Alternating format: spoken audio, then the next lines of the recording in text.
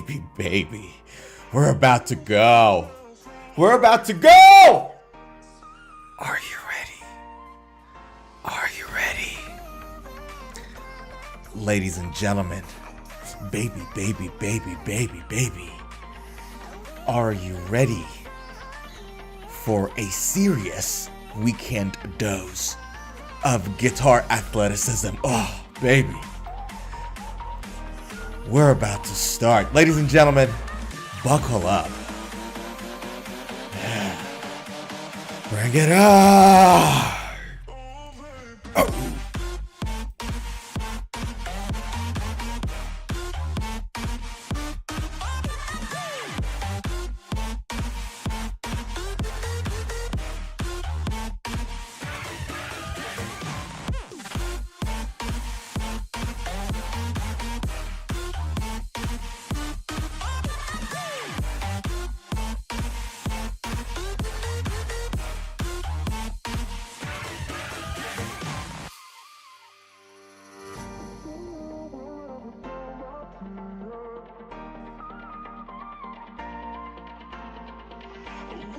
Ladies and gentlemen,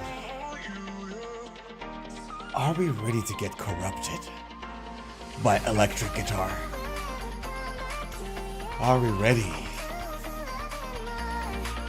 Are we ready? Baby. Baby!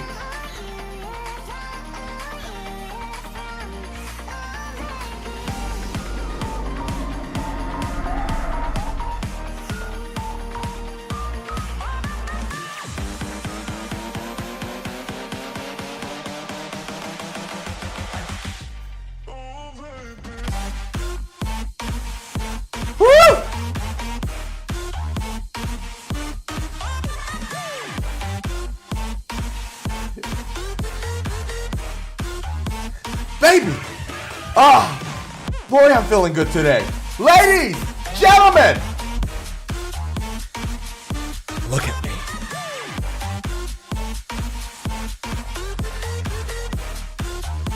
Woo! Ladies and gentlemen. Ladies, gentlemen, dudes, dudettes, queens and kings.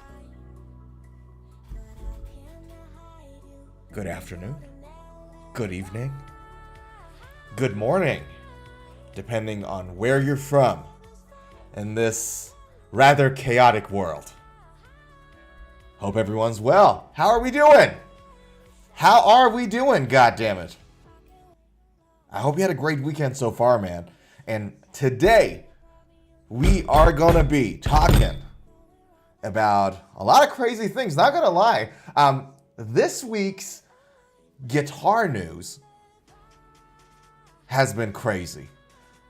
And the whole world is on fire, it seems like. And I was thinking, I'm like, man, that's befitting.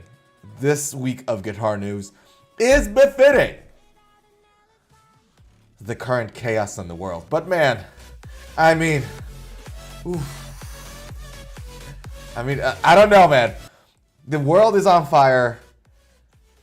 But at least we can play guitar and dance and have a good time while we can. And that's all that matters, you know? So let's get started, man. We got a full-on docket today.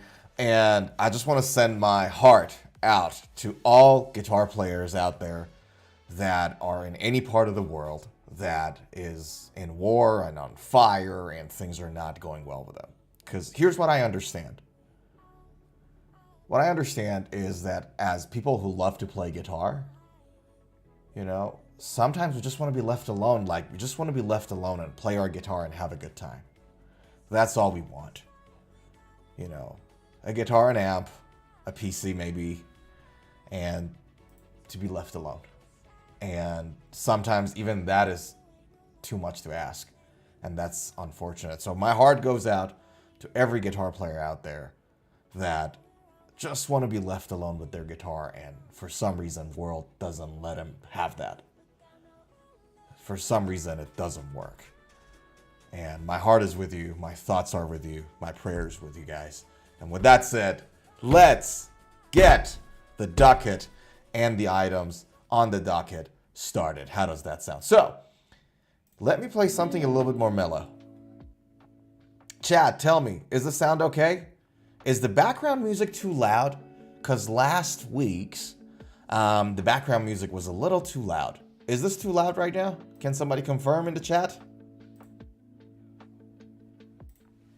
If someone can confirm that in the chat, that'll be great. If not, that's okay too. Okay, you guys let me know if the music is a bit of an, annoyance as opposed to sort of adding to the stream. How does that sound? Just gonna check the volume one last time. It seems okay. All right. So with that said, let us get started. And first, I wanted to talk about what Kiesel did. And I know we talked about Kiesel Kyber last week's stream for those who were on last week's stream. But Kiesel did something so awesome for this year's Father's Day. Check this out.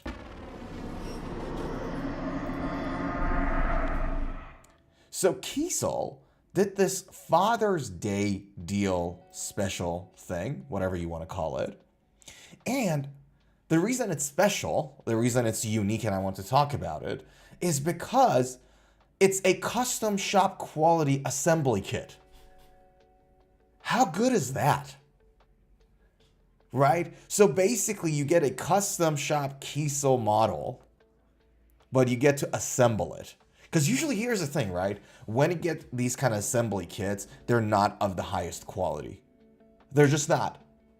Right? And so you would think, oh, okay, it's whatever. But no, this is a custom shop US made and it's like $900, which is reasonable for a US made guitar. It's not bad. If it's a good quality guitar, US made, this is pretty reasonable.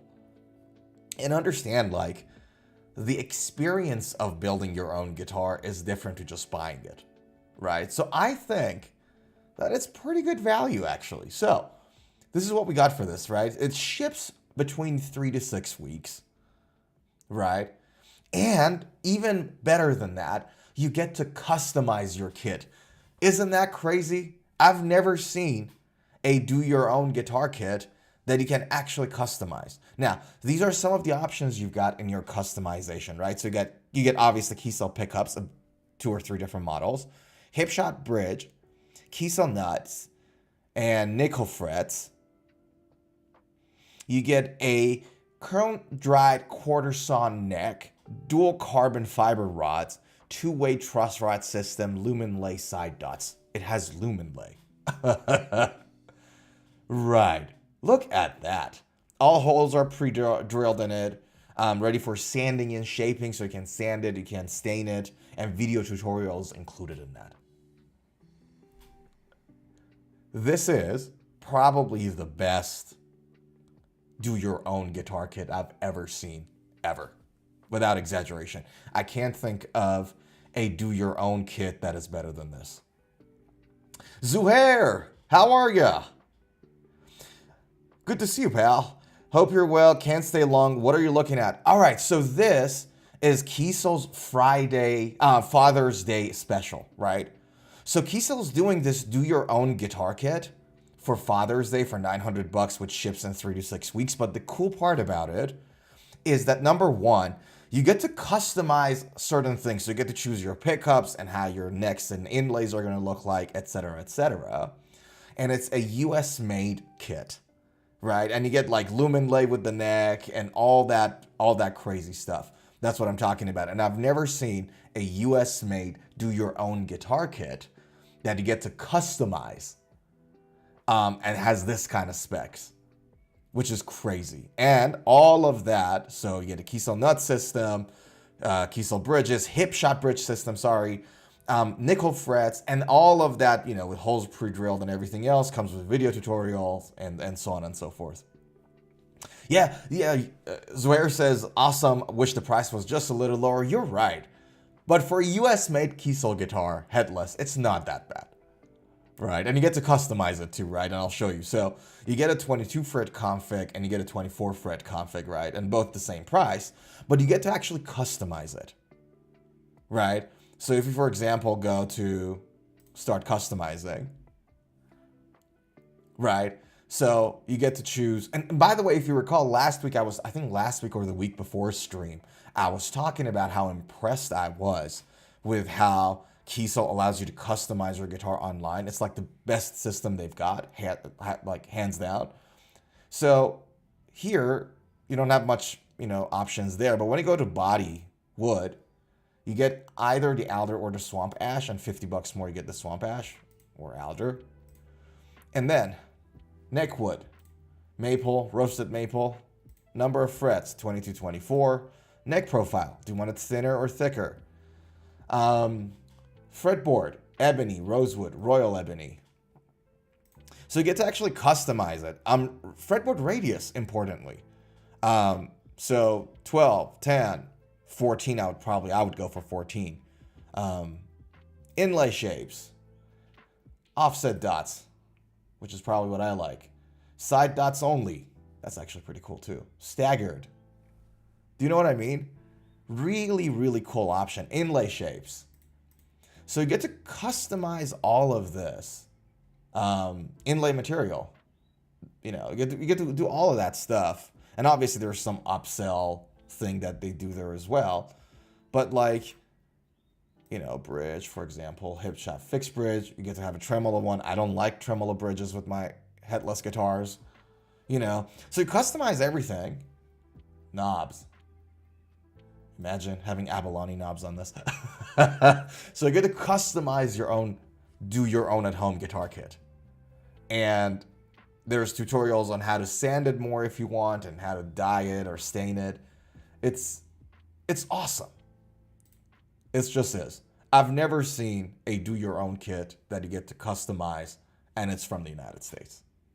Like it's a US made. Again, usually these do your own kits are pretty like cheap guitars. They're not that crazy high in quality. But yeah, I have a really good feeling about this. Now, I'm not going to buy it. I'm so tempted to buy it. I'm not going to buy it because I already have 11 guitars at home. And that's, I think, is enough. But my lord, isn't this awesome? Yeah. So I don't know how long they're doing this for, though. Here's the thing I really like about this, the marketing that they're doing for this. It's not just guitar there that they're doing the marketing for, but they are showing you an experience. Let me go here. Have a look. See, they had a father and son doing it together. That's smart marketing, right? So, yeah. This is it blew my mind. I was so happy with this. This is like a thing, right? This is like a sign of times that you get to, like with technology getting better and all these guitar manufacturers just really lifting up their games, you get better and better stuff. Like this probably wouldn't be possible 10 years ago. Not in its current form. So yeah. There we go. Anyways, that, ladies and gentlemen, was the first item on the docket. And by the way, I'm not like paid by Kiesel. I'm not sponsored by Kiesel or anything. I genuinely just think that whatever it is that they're doing really well. They really, really are. Maybe I should show you guys one more thing. And this is a feature that I love in Kiesel headless guitars that I'm so bummed that Strandberg still haven't meaningfully incorporated it yet. Check this out. So see this piece of wood here. So you got your bridge, but then you also have this bit of wood behind the bridge, I guess, right? Maybe I can find you another photo to show you. Hold on. Give me a second. Kiesel headless guitars. So, like, this is a good image, for example. Let me move myself. You guys see this piece of wood here? And there's obviously this space between the tuning knobs and that piece of wood there. That is to allow you to sit your guitar on your thigh without your thigh pushing into these tuning knobs. And the disadvantage that guitars without it have, and especially if that guitar is like a floating bridge guitar, like this guitar, for example. See that? It doesn't have that piece of metal there, piece of wood there. It's just that. So when you put your thigh in that cavity, in that curve, in that rip, whatever you want to call it, these tuning knobs a lot of times actually push into your thigh. And I've tried this with Strandberg Bowden models, right? And it happened. Now, part of it has to do with you moving the guitar a little bit and it kind of goes in and out. The guitar won't go out of tune because you twist those knobs, right? It's not like it's not like you rotate it. It's like twisty thingies. But the biggest downside of it looks like a butt. Zohair said it looks like a butt. Don't like that shape at all. No, I don't like it either. It does look like a butt. Now that I'm see, now I can't get that image out of my head. And it's your doing. Now we're cursed. Now myself and everybody else is cursed with this knowledge that this looks like a butt after all. Every time I see a Kiesel like this model, I'm going to be thinking about it, dude. Oh, that was so good. This is the Vader. Yeah, I remember. Stephen Carpenter of Deftones got a signature Vader. But yeah, what I was saying is that the biggest downside, you're okay, brother. The biggest downside of this, especially in like Strandberg models that have a floating bridge, is that when your thigh hits these tuning knobs, your floating bridge moves. So your guitar goes out of tune. It's like, when you're playing a guitar with floating bridge and you push the bridge down too much, your guitar goes out of tune because you're pushing on it. This is the reverse. It hits your thighs, it pushes against your thighs, your guitar goes out of tune. So that extra piece of wood that Kiesel has put in there, and see that? That extra piece of wood is to avoid that. Okay, now going back to this guitar, I'll go back to where I was. That extra piece of wood there is money. Is so good. And it allows you to have a floating bridge option for extra $100, which is whatever. But that piece of wood there is going to save you from having those tuning knobs pushing against your thighs, but also you detuning your floating bridge. That's what I wanted to say. So if you have a look here, I'll go to Strandberg Bowden. Floyd. Or floating bridge. I don't think they're on Floyd's. Okay, so let's get a good example here. Nah, that's not the best example. The here? I love that orange color, by the way. That neon orange model that they put out, I love it. Seriously. Okay, so check this out. See this? This cavity, this hole. I just noticed I'm in front. There we go. So this cavity, this hole, it sits inside your thigh. Obviously, when you play it in a classical position, right, seated, not standing or in a folk way, then that doesn't matter. But if you put your thigh there, it's actually going to push your bridge up and down tune your guitar momentarily. And I tried it in Melbourne Guitar Show January this year. And yeah, it's not ideal.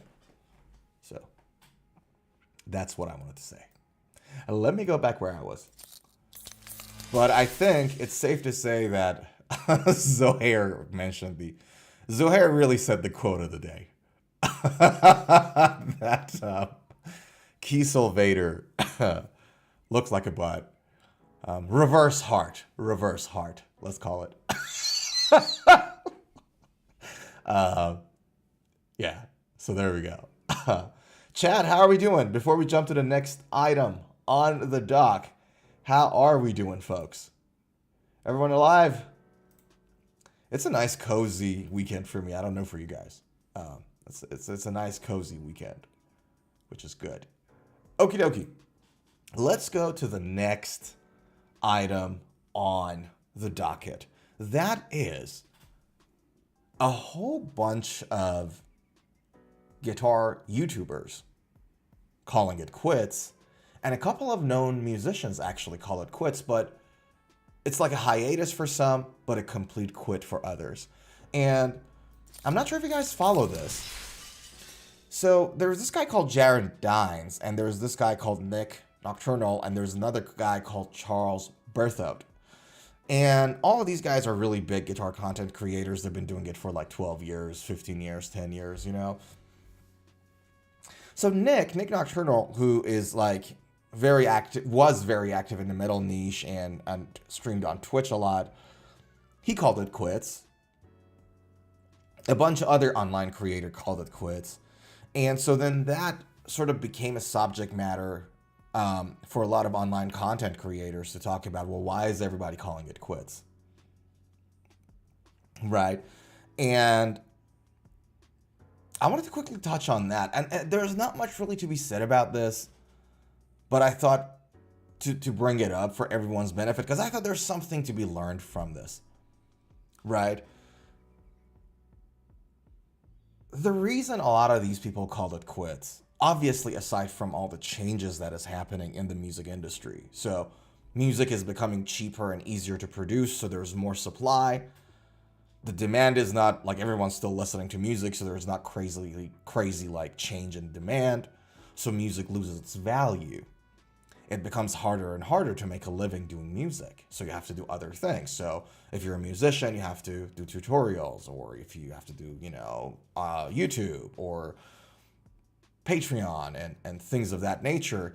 And Zuhair said AI, don't forget AI, firm handshakes, AI too, right? You can literally go in and just the AI thingy will push a perfect music out. Like if you want to do like hip hop or rap, those beats are crazy. Give it another 2 or 3 years, it'll do everything. Zuhair, I saw your question. I'll get to that in a second. But for all of these reasons, it's just becoming harder and harder to, do this.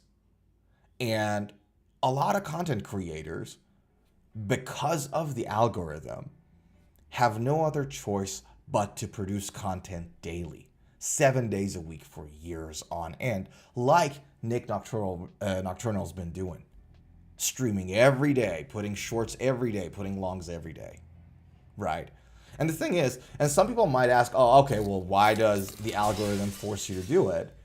If you want to make a full-time living out of this, if you don't post content for some time, your video is recommended less and less. So the algorithm actually rewards people that work hard and produce content, but that means that you have to do it all the time, no breaks. And then that means you're slaved to it. You're now in prison, basically, right? Like you have no other choice but to do it. And that's the thing that is burning a lot of content creators out. Because there's not much money for it, for them, at least for, most content creators. So they have to push. Algorithm wants them to push, so they still have to push, and all the other commitments. And then long term, that's draining. And the reason I want to bring this up, because all I'm saying here is really obvious. There's nothing, I'm not telling you anything new that nobody hasn't told you before. But I thought to bring it up, and that's a lesson for me and everybody else, and that is, it's so important that when you do something on the side, and you start it and you want to make it your main, you set it up in a way that it works for your life, right? There are other ways to do social media as opposed to do it every single day. And look at Mr. Beast, right? Now he has a massive team that like pushes content out all the time. But if you guys go back a few years when it wasn't as big of an operation, he was still going crazy viral, like hundreds of millions of views every single video. But you would see that it wasn't like 5 videos a day. You know what I mean? So it's important to work on it and build it up the way it works for you. And I just wanted to bring it up for everybody. Like if you got a hobby, if you want to play guitar, if you got other things going on that you want to eventually make a full-time living out of that, it's so crazy important that you structure it in a way that it works for you in long term. And this is the reason why a lot of artists right now are quitting. Might I add, and it's not just like content creators. Evanescence's ex-guitarist, Jen Majura, called it quits completely. Called it quits completely from music. Right? And she's saying, and this is key, there are healthier and better things to fill my life with. Isn't it sad? And not deal with the overwhelming amount of ridiculousness that comes with music industry nowadays. Do you know what I mean? Like, both of these tell me burning out. They're just scream of burning out. And that's unfortunate. What does it mean quitting music industry? She doesn't play. She's just retiring. She's just not doing anything music related anymore. And if she plays guitar, she plays it for herself. So she talks about it a bit more. After careful consideration, observing what's going on in the music industry, AI related, Zuhair, that's what you said. Very well said. AI related developments and change in society, I've come to conclusion to step away. Some of you have heard me talk about this quite a while ago. Instead of wasting another year of my life constantly hoping for new energy, drive, and creativity, I've reached a point in my life where I can confidently lean back in peace. Right? I'm not saying that I'm never creating music again. That's the answer to your question. I'm not saying I'll never create any music again, recorded or live, but for now, I feel like there are healthier and better things to fill my life with. I can't identify with today's attitude and values anymore. Yeah. She just called it quits. Yeah. And again, that's burning out. You know what I mean? If you have a healthy workload, that you're still busy, you know, and you're satisfied, even if you work 70 hours a week, because right now this is what I'm doing. Like the amount of time that goes into, you know, day job and YouTube and guitar, it's a 70, 80 hour commitment at least, right? But at least when you see progress, when you see things are working out, you don't burn out anymore. But this like screams of burning out. Do you know what I mean? Same with Nick's, because Nick loves guitar. Nick loves metal music as much as you and I do, right? And it's crazy. You know what I mean? It's just like if it's not structured right, and if you're not mindful every step of the way, it's going to happen, you know? And that's sad. It really is. And I just wanted to bring it up so that hopefully everyone who's watching this and listening to this can avoid that in their lives, guitar or otherwise. Do you know what I mean? Yeah. But it's sad, man. It's sad. The thing is, and the reality is that no one's going to do this forever, right? All of us at some point are going to retire, right? I had a guitar student who started to play the guitar after he got retired. So when I was teaching him, his left hand had arthritis, which was crazy, dude. Which is crazy. Like you don't get that kind of a person often. That despite having arthritis, really wants to do it so hard before, you know, his final days that he just picks up the guitar and goes. But the reason I said it is because with that level of fun, I'm trying to word this correctly. If you have the right attitude towards it, have fun with it, and it works for your life, you're not going to get burnt out. That's what I'm trying to say. Yeah. But it's crazy, man. It's crazy. Like, at some point, we are going to stop doing this. We're going to retire, and we're going to pass away. So no one's going to do this forever. I won't be doing this forever. You guys won't be playing guitar forever. At some point, there was a stop. But the how are you going to step away from it? Are you going to burn out and step away from it? Or are you going to be like, all right, I can't do it anymore. That's it. Or are you going to do it till the end? How you stop makes the difference. It's that, you know. And all I'm saying is that if we balance it out properly, if we balance this out properly, you know, you'll be able to Have a good time, man. Zuhair said, I think I agree about your mindset to music and guitar. Hey, could I ask a tech PC question? Would like your input. It's not music really. Yeah, sure, dude. Tell me. What question? And by the way, you asked me a question earlier about where are you from if you want to share. Upstate New York here. Yeah, I know Jared Dines who did a video on Gakamatora. So I was born in Tokyo, Japan. I currently live in Melbourne, Australia. And I'll be in Texas sometime next year. So we are considering to move to Texas. I've been living in Australia for about 12, 13 years now. And we'll be moving in a couple of years if everything works according to plan. But yeah. But tell me, Zuhair, what was your PC question? Chat is so quiet today. Zuhair is there with us, but come on, chat. How are we doing? Twitch. Let me give some love to Twitch. Hey, Twitch. YouTube, Twitch. How are we?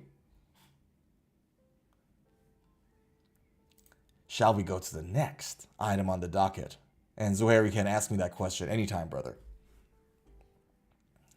Let's go to the next item on the docket. And I actually made a brief video about it. I'm not sure if you guys saw this video. There's two videos that I did. Two videos that I did this week that I think you guys should really check it out. The first one, if you guys saw, my new music video is out. Yesterday. It's called She Is a Fire. We posted it yesterday. I brought in one lovely actress, Julia, who's an amazing lady. And our videographer was awesome too. Check this out. It is an acoustic metal. I'm not sure if you've heard an acoustic metal song before, but check that out. And then related to this item on the docket was this video, Klon pedals, which a whole bunch of legal feuds is going on with Klon. So I wanted to briefly touch on it too for those who missed that on that video, but you get the full details on that video if you want to check it out. But going back to Klon, let's talk about this. All good, Zuhair. All good, brother. Anytime. So let's talk about Klon. So for those who don't know, and that was me at some point, by the way, where I thought, what the heck is Klon? Because I hear like Klon style pedal and Klon sounding amp head and whatever not. And like, I always kind of thought about it, but I never researched it. And this is a long time ago. But hopefully this will help if people have the same kind of questions. Klon, guys, this pedal, Klon Centaur. Well, not this pedal, actually. This is the real one. Hold on. Klon Centaur Original. Okay. This is the original. So you got the silver one, and then you got this one, and then you got this one. And there are different iterations of the same pedal. Hold on. I got to show you guys again because I was blocking it. So this one, or this one. These are, yeah, really nice color. Which one do you mean? The gold one or the silver one? Which one did you like more? Because I really dig the silver one. I don't know why. The silver one, it really does it for me. Yeah. I hear you. Okay. Yeah, most people like the gold one more. These are all the colors, by the way. Check this out. It is a bit vintage. I'll tell you why. They were made, so these Klon pedals were made between 1994 and they stopped making them in 2008. And these are all the colors that they came with. And I think I like these two more than any other. The bright gold one and the silver one. Yeah. So tell you guys about this, right? So Klon pedals was made by a guy called Billy Finnegan, right? So Billy Finnegan is an MIT alumni. He's an MIT engineer, and MIT is like, for those who are not from America, MIT is like this high level you know, Ivy League university, like sits next to Harvard and Caltech and all that. So he's an MIT engineer, and he wants to come up with a pedal that sounds more like amp as opposed to pedals, right? So like, for example, Ibanez Tube Screamer has a very pedally distortion sound. He wanted an overdrive / distortion pedal that is very open sounding like an amp. And he wanted that pedal to be used in conjunction with an amp, not a replacement for the amp distortion. So it's not like that you have that pedal connected to your guitar, well, guitar connected to the pedal, and pedal to a clean amp, and then you turn the pedal on to get a distortion sound out of it, right? This pedal was basically to complement the amp, add a bit of flavor, add a lot of sustain to it, and so on and so forth to make the sound better. That was the purpose for this guitar, for this pedal. Now, this pedal took the market by storm not long after it was produced. So 1994, 2008, right? All of these pedals were made by hand. And so they were all a little different from each other. But within that period, so 1994 to 2008, that's a 14-year period, right? In that 14-year period, only 8,000 units were made. And in that time, people like John Mayer, Jeff Beck, Ed Sheeran from Radiohead picked it up. So you can only, and a bunch of other guitar players. So this prices for these things skyrocketed. So right now, this silver one here, brand new on Reverb, like not brand new, like in mint condition on Reverb, is selling for $20,000 US. Right? $20,000 for a single overdrive, like distortion pedal. It's mind-blowing, right? Now, Zuhair said, guess what? I'm playing for 16 years and never used a pedal, owned one. I think I'm interested. Pedal for temporary effects, right? Yeah, so basically what happens is you stomp on a pedal, you turn it on, so that's like adds it to the circuit, and it does whatever effect that pedal does. So overdrive, distortion pedals add overdrive distortion. You have fuzz pedals, which is like a very open-ended sort of like a sound. It's just fuzz, delay, reverb. There are, you know, pedal tuners, pedal EQs, whole bunch of other stuff, right? Now, $20,000 for those who haven't used pedals before is it's not a normal price. It's not a healthy price for a pedal. Usually they're like $100, $150. Do you know what I mean? $80, $70. They're never that expensive. You know what I mean?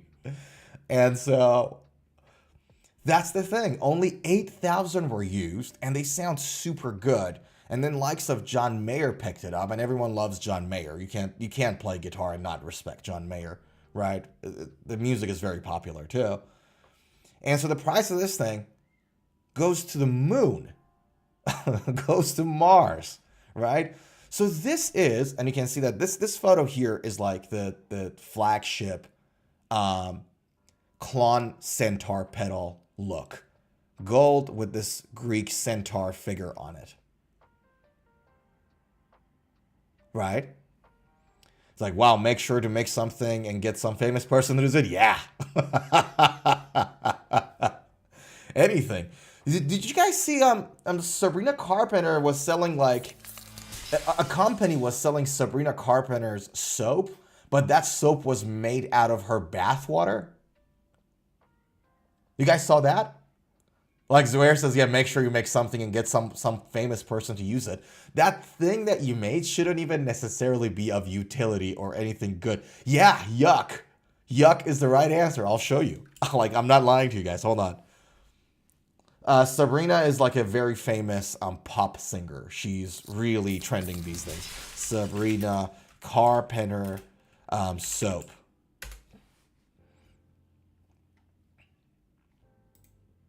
Oh, no, it's not Sabrina. Sorry, it's Sydney Sweeney's. My apologies. It's Sydney Sweeney's bathwater soap, not Sabrina's. I apologize. Hold on. Sydney Sweeney soap.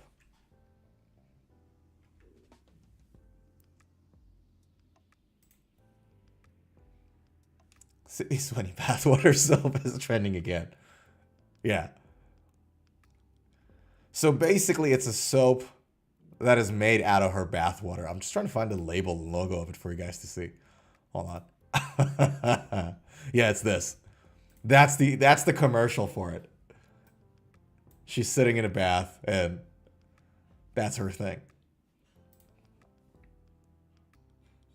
Now, obviously, this is a marketing gimmick. Like, no one in their right mind are gonna buy that soap and start rubbing it on their body or throwing in their bathtub, right?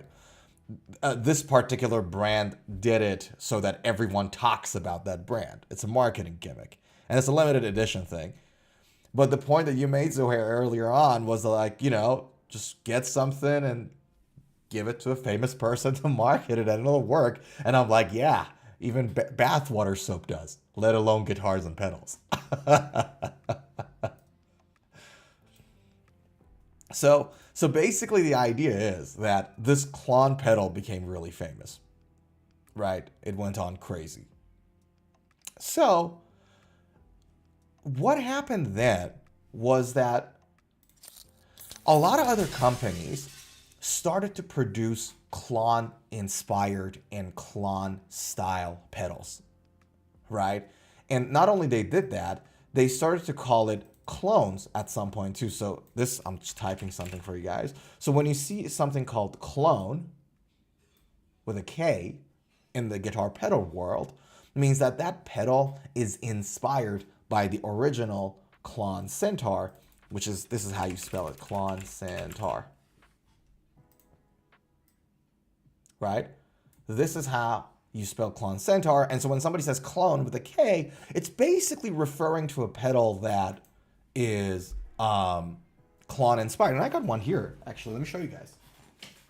So this pedal, and that's the only pedal right now that I have. So I use a multi-effect.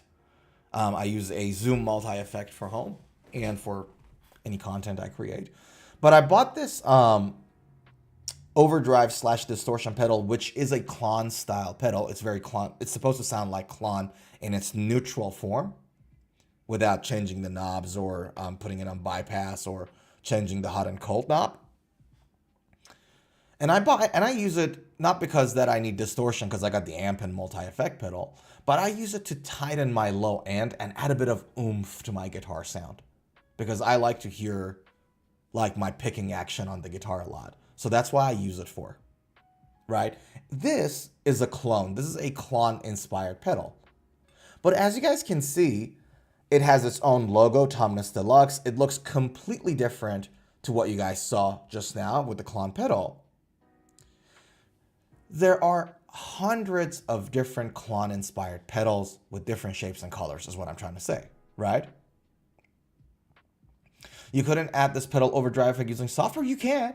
Yeah, you can actually directly connect your guitar to a sound card, to a sound interface, and then use VST plugins to do that, 100%.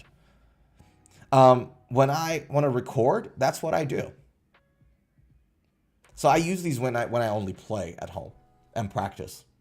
But when I'm recording a song, I use the VSTs.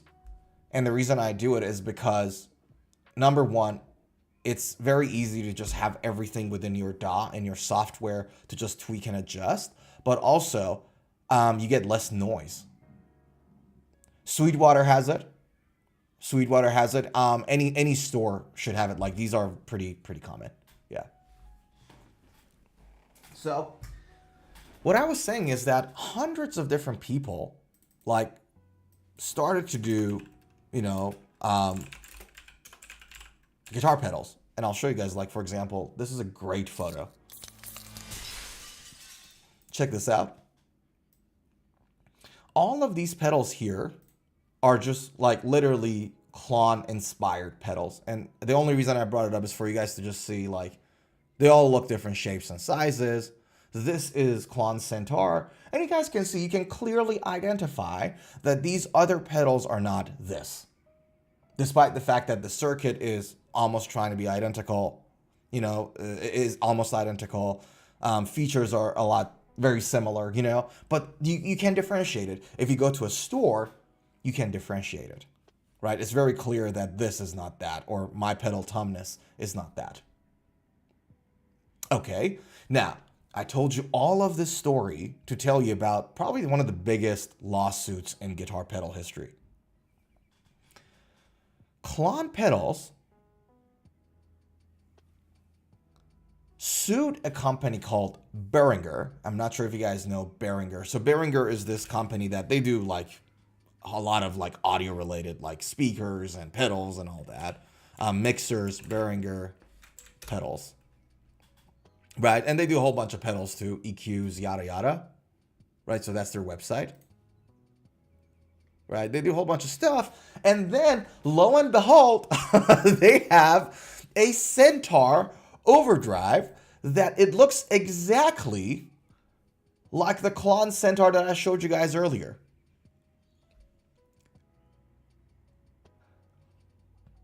And this became sort of the basis for the legal feud. Right? Because Klon, this pedal, right? And this is the Behringer's one. See how similar it is? I almost got confused. Or no, this is not the Behringer's one. This is the original one. So here we go. So this pedal, right? No, they didn't even change the brand. They had the Centaur on it. The only thing they did differently was that they didn't say Centaur on the thing on the front. I'll show you. They even said, oh no, never mind. They even said Centaur on the front. But what they did is that they put their brand like behind the pedal, like on the other side of the pedal. I'll show you. Where is it? There we go. See how they put their brand up there, right at the back where you do have the inputs? but the knobs look the same color. The pedal is the same color. It says Centaur, and it has that Centaur, the Greek thingy on it. And so basically what happened is, like, you think about it, all right, fine. You guys are going to go get inspired by this pedal, produce 100 different types of pedals similar to it. Okay. But my man, like this is copying. You are not even changing the brand anymore. You know what I mean? Like, this is... And so this became the basis of the legal feud. And this is the analogy I like to use for it. Stratocaster, right?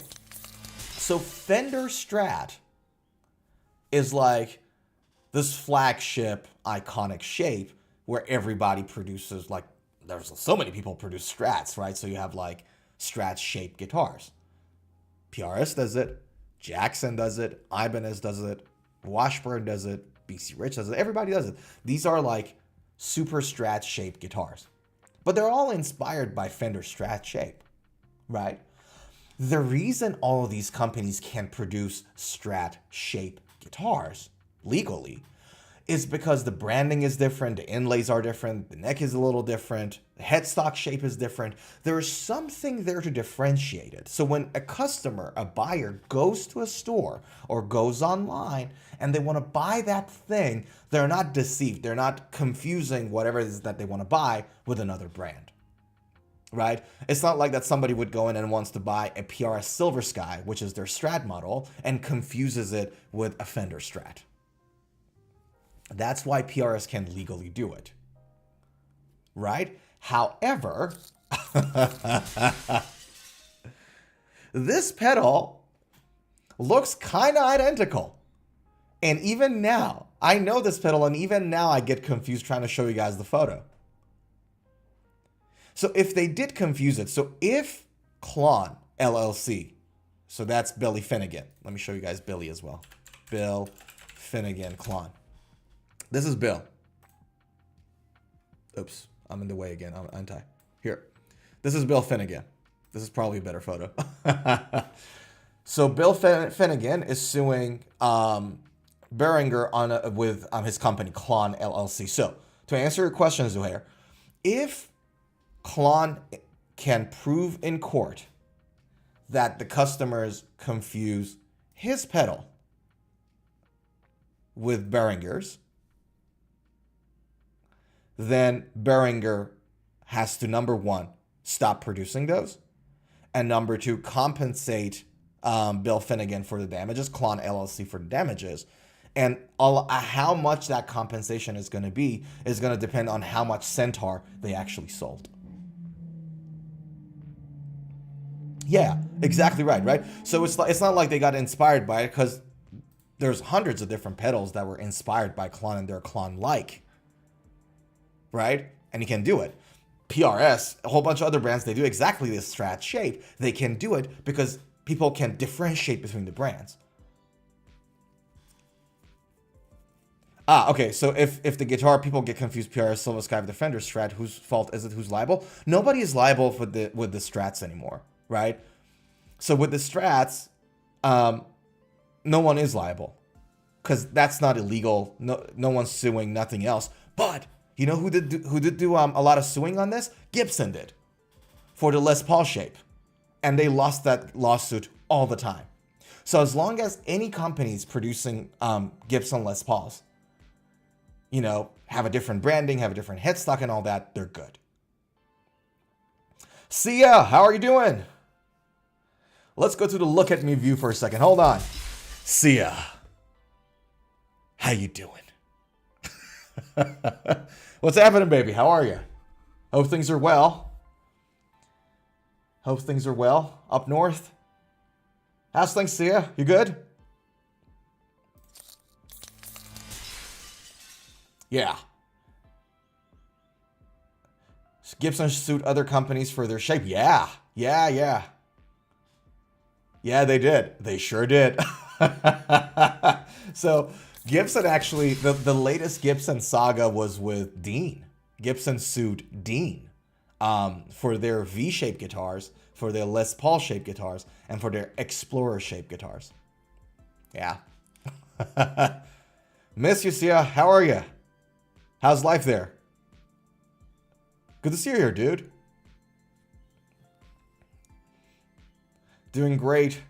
We came to Whistler for a weekend getaway. Oh, goddamn. Have fun there. Have a good time there.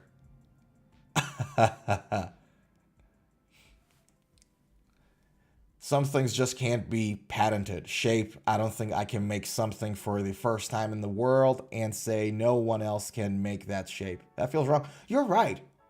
You kind of are right. You shouldn't be able to take things hostage and not let everybody else do it if it's a good idea, right? Otherwise, if you do that, you're just going to kill innovation, right? Because ultimately, with innovation, you're just building something on top of something else. You have invention and you have innovation. So there we go. Heck yeah, killing it with the content. Thanks, bro. Appreciate you. Appreciate you. But yeah, that's the thing. The whole lawsuit, going back to Klon, which was what we're talking about. They basically sued Behringer because they said like Behringer is literally copying our stuff. Like if somebody goes to a store, they can't differentiate between this, what you guys are seeing right now, and this. And they're right, I think. So it will be interesting to see where that lawsuit goes, because that obviously becomes precedent for other lawsuits, right? So next lawsuit comes in, the judges will refer back to the decision on this one a lot of times. So that'll be interesting to see where it goes. Now, thing that happened with this, though, then there's another, it's not a controversy, but there was another thing going on with this. Chat soon. Chat soon, see ya. Take care, brother. Yeah, good to see ya. Yeah, so another thing that was going on with Klons now, just going back, just forget about the lawsuit now. What happened was that I told you Klon was being produced from 1994 to 2008. They stopped doing it in 2008. The reason they had to stop is because, number one, at the time the margins weren't good, so they weren't being like selling them for $20,000 a piece, right? The margins weren't good at a time, and they were all handmade. And in Boston, where Billy Finnegan used to live, renting a space to mass produce these costed a lot, so they couldn't justify doing it anymore. And he got tired of doing it, to be honest. And so they stopped producing it. And then in 2014, Billy Finnegan decided to come back and produce this pedal, the Klon KTR, which is supposed to be sort of like a mass-produced friendly, manufacturer-friendly version of the Klon pedal. And this is the best part about it. On that pedal, Billy Finnegan said this. I'm not sure if you guys can see it. But on that pedal, it writes, "Kindly remember, the ridiculous hype that offends so many is not of my making." And he did that because a lot of people were offended in like early 2000, 2004 or 5, when this thing blew up, that, oh, this is too expensive. We don't have thousands of dollars to pay for a pedal. No one should price their pedals like this, yada, yada, yada. So he did that pedal and saying, look, remember, this whole ridiculous hype thing behind my pedal is not of my making. I was just a guy in Boston making pedals. Which is super good. It's the best way to troll people and to market your pedals. So I have a very warm spot in my heart for Bill Finnegan. I really respect people that mix business, trolling, and marketing at the same time. Like they make it go together. I really respect it. Zuhair said, you have Discord? Yeah, I have a Discord. I have a Discord channel. To be fully honest with you, I haven't used it for a while. So we used it on the channel once or twice when we were doing guitar challenges. But what I'll do, I'll put the Discord link on Instagram and on X. So you know how I communicate on Discord or X when I go live? I put it there. Check it out. And yeah, that's a good idea actually, Zuhair. I should bring it back to life and communicate with people outside the stream. So yeah, I'll unretire it and I'll let you know. I'll put the links in X, I'll put the links in Instagram, and I'll put that link in the description of this video. How about that? That'll be good. So yeah. Am I in the far west? No, I'm based in Melbourne, Australia right now, pal. Yeah, I'm not in the far west. I'm in Melbourne, Australia right now. I'll be visiting Texas sometime next year. So we're planning to move to Texas for me to be back in the States. But yeah.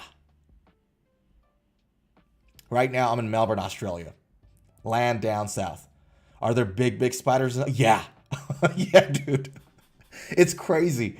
Thing with Australia, for those who don't know much about Australia. First of all, it's a completely different country. Like if you go to Australia and think, you know what, it's like Canada or it's like mellowed, whatever. No. It's a completely different country. And yes, there are abnormous spiders here. So in Australia, everything tries to kill you. That's the reality. So there's like gigantic crocodiles, like as big as the ones you see in Florida. There are like tiny little spiders that they can kill you with a bite. There are probably some of the most venomous snakes in the world. Out of the top 10, I think 7 is in Australia. Yeah, it's wild here, pal. But yeah, if somebody comes here for work, what you'll notice is that the life pace is a little slower. Work pace is slower, and people are much more relaxed comparing to, for example, New York. Where, life is just fast. Go. Here is much more mellow, even in big cities like Melbourne or Sydney or Brisbane. And I'm in Melbourne. Yeah. Like the sound of that? Yeah. It's not bad for a few years. Have you ever visited the Phillip Island racetrack? I have. You know about it. Have you been in Australia before? Not many people in the chat know about Phillip Island or its racetrack or Great Ocean Road for that matter. You been down here before? Never been? Okay. It's like Superbike World Championship. Right, okay. Yeah, I've been there before, dude. So you go to Phillip Island, and Phillip Island basically is like a few hour drive from Melbourne, right? So you go to Phillip Island, and there's 2 or 3 things that they take you like to visit as a tourist. The first one is the racetrack. The second one is penguins. So Australia has penguins, and that blew my mind when I first came down here because I thought penguins are like where the snow is, like North Pole. You know what I mean? But no, there are summer penguins, and you get to see them, like, literally in the middle of the summer. You get, like, they come out, and you get to see them. And so there is this penguin sighting place that you can go to and buy a ticket, and there's a whole show on that going on. And Phillip Island is beautiful. It's so beautiful. If you go there like in spring or in autumn, my God, it's so good. But yeah. Yeah. Penguin. Zuhair asks, have you ever seen penguins' crazy, horrific teeth? Yeah, I've seen it. Has anybody seen it? So penguins, hold on. Let me show it to everybody. Penguins. Penguin teeth. Penguins have this crazy, horrifying teeth. Hold on. Give me a second. Let me just change the music to something better. That was getting... Oh, this is better. This is better music. Sorry. Hold on. I just need to set this up so that we can listen to something nice.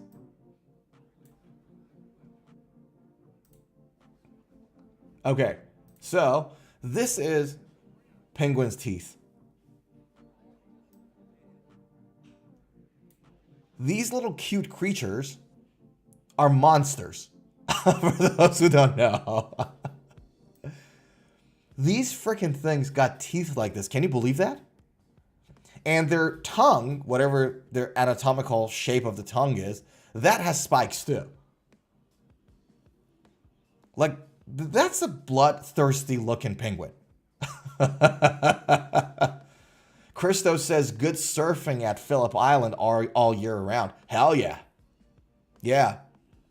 Zuhair says, you're Australian, right? I'm an Aussie citizen now, Zuhair, but I was born in Tokyo, Japan. But half of my family, relatives, are in the United States and Canada. Mostly in the US. California and Texas. Yeah. Half the family's from there. But I was born in Tokyo. I currently live in Australia. Yeah. But yeah, this is crazy. So these things, these freaking animals, got like this monstrosity inside their mouths and on their tongues. And you would think, okay, you know, penguins, it's like North Pole, right? Like snow. But no. Australia has penguins in summer. And you get to see them like early in the morning or like at dusk and dawn. You see them like going from sea to shore and shore to sea. And they all travel in groups, right? And I didn't know that. When I came to Australia and I went to Phillip Island first, I saw penguins and I'm like, what is going on here? So, yeah, Australia is like, for those who've never been here before, is like an island with the weirdest animals. It's like, because the thing was like, it was so separated from everywhere else. Evolution did things differently here. And so you see like these berserko, wacko animals that are out there, like platypus. Has anybody seen platypuses before? Platypus. Hold on.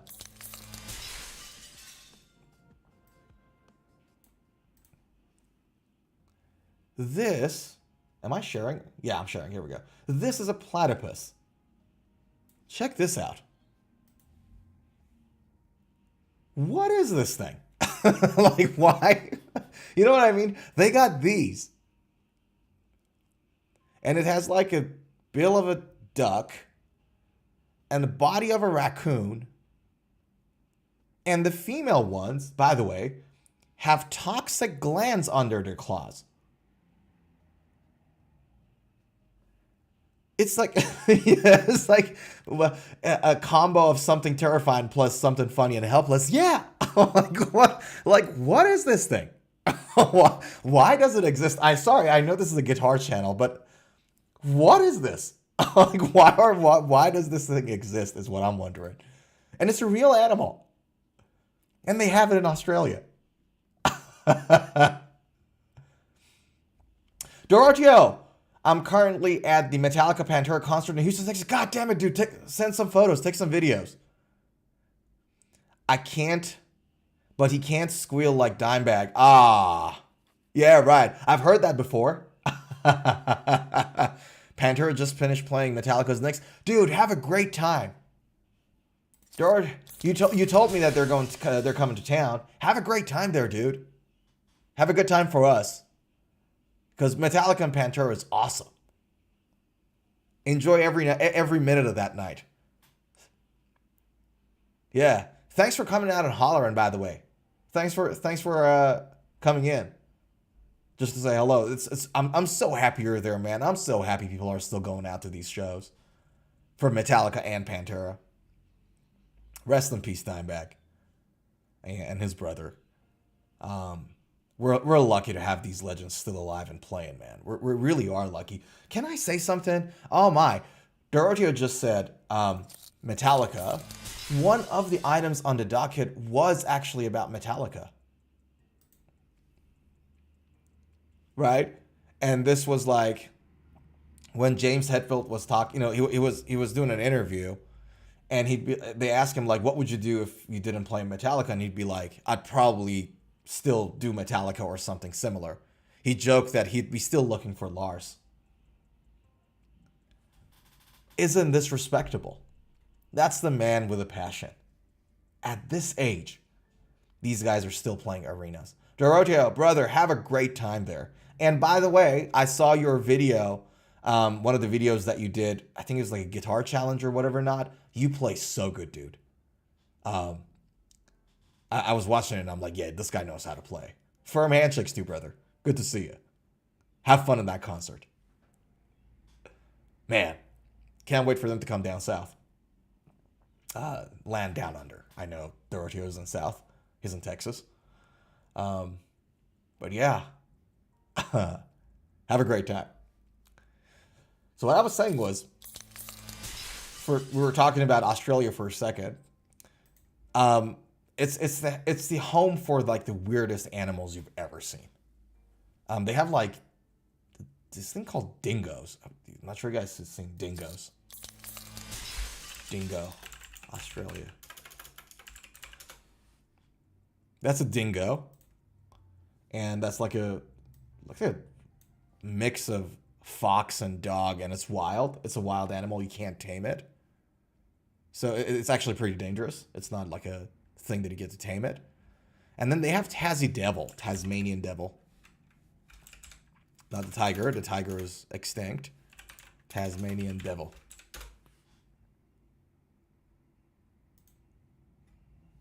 And this thing bites like a mother effer too.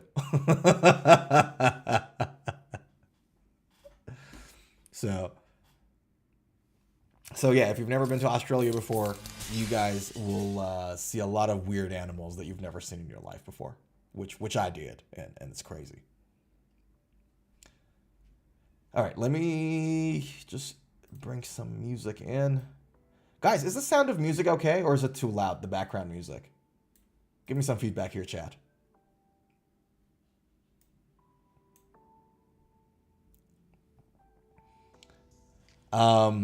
Zuhair said, yeah, unique animals in Australia. Can kangaroos fight humans? They probably can. I just don't think it's a good idea for humans to engage in that. in that altercation. Online, there's a video of a guy who rescued his dog from a kangaroo. Very quiet. Okay, thank you. Yeah, online is like there is a video of a guy who rescued his dog from a kangaroo. So a kangaroo was holding his dog like this. And to rescue him, he went there and just punched him in the jaw. Yeah. Yeah. Some tiny whiny ringtone. Yeah, that's good. I just want it to be in the background. I don't want it to interrupt our chat. Yeah. But yeah, so humans can fight kangaroos and vice versa. I just don't know if it's a good idea. Because those things can literally put their weight on their tail, because they have this like thick tail, right? They literally can stand on their tail and kick you with their hind legs. It's not just boxing, like because in cartoons and whatever animations you see, like, you know, them boxing. But they literally can put all of their weights on their tail and then they lift themselves up and kick you with the hind legs. Yeah, they have claws on both their paws and legs. Yeah. Pretty sharp too. So if you come down to Australia, you can go to some like sanctuaries where there are like some tamed kangaroos, quote unquote tamed, because you can't really tame a kangaroo, but there are more accustomed to humans around them. And you can buy like some seed balls for like $1 and feed those kangaroos. And one of the first things they tell you is that when you're feeding a kangaroo, don't lift it up there, forcing them to stand. Actually bring it down while they're on their 4 legs, because otherwise they will try to claw your hand, like push your hand down. And those claws are sharp. Yeah. Now, Zuhair also asked, how do you warm up? Also, do you have exercises? Legato for alternate picking, but mainly learning songs? Yes, I do. Ooh, I actually got a 45-minute, 1-hour warm-up, which when I'm not injured, which I currently am right now, I usually do that. So this is my routine.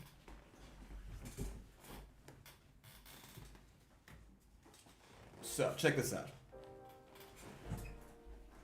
When I start playing it, like before I start playing, I do the chromatic 1, 2, 3, 4 and the 4, 2, 3, 1 exercise from the 1st fret to the 15th and back. So, hold on. And I always do it with a metronome, right? So, check this out. I go 1, 2, 3, 4, and I palm mute everything.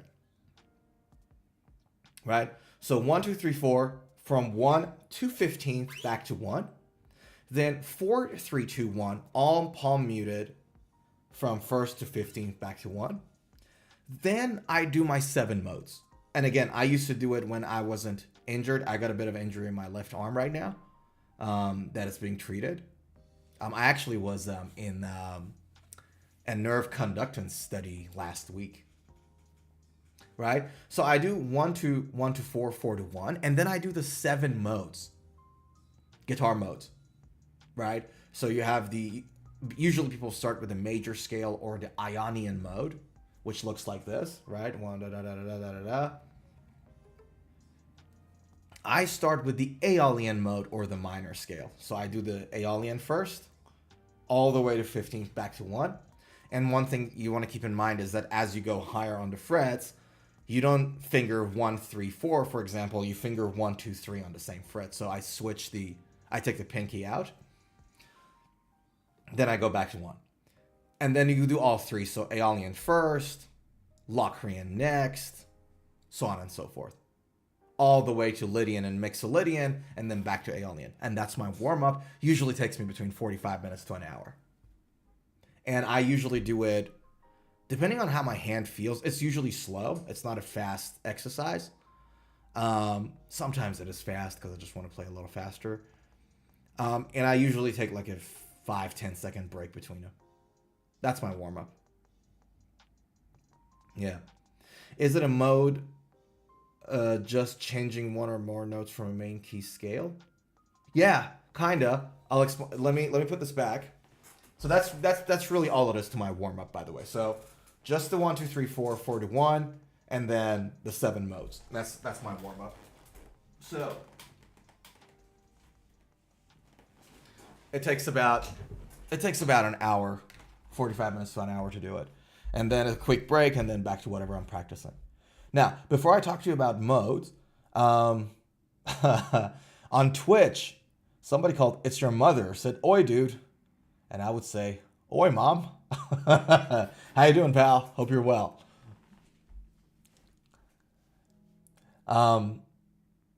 So, let's talk about modes quickly. How does that sound? Who's your favorite guitarist? It's Your Mother on Twitch said, "Who's your favorite guitarist?" I have a lot of favorite guitarists. I'll tell you what. My favorite guitarists, Kirk Hammett and James Hetfield of Metallica, got me to start playing the electric guitar. Matt Heafy and Corey Bailu of Trivium this is years ago, inspired me to try to become better at it. But there are some guitars. So these four guys have a very special place for me because they got me to start playing the guitar, and then they got me to try to become better at it. Right now, I find Matteo Mancuso, Matteo Sassaro, Guthrie Govan, Tim Henson, these guys, I find them extremely impressive. Really impressive. The stuff that they do on guitar is just crazy. So, like some Matteo Mancuso or Asado, these guys are extremely technical, and what they play is like a modern iteration of the old school jazz stuff. Very, very, very much like that. Whereas Tim Henson is just doing something on guitar that no one's ever done before. I don't even know how to categorize it. So these guys were my favorite guitar players. Yeah, but there's others, man. Like, I love guitar players. I love electric guitars. So there's a lot of guitar players, like Mike from Spirit Box. Really like that guy. He does a lot of crazy stuff on 7 strings. What's his face? The guitarist from Architects. Forgot his name. Really like that guy. So no, there's a lot of people that I really like, but it's just you know, so much good music out there, man. So that's we're blessed with it. We're just Guthrie Govan. Yeah, I said Guthrie Govan Zohair. Yeah, Guthrie. Hell yeah. I went to see him live last October. Or no, it was a little later, November. But yeah, I went to see him. He's pretty good.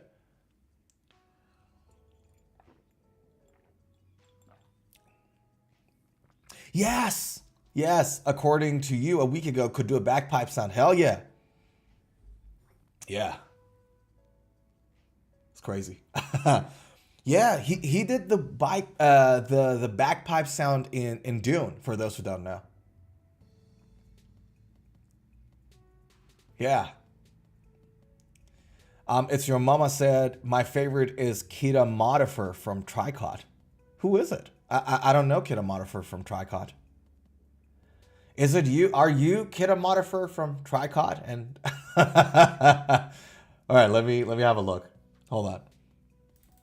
Let me see if I can find Kida Modifer Tricot. It's not me. I'm not famous. All right, let's have a look. Oh, it's a lady.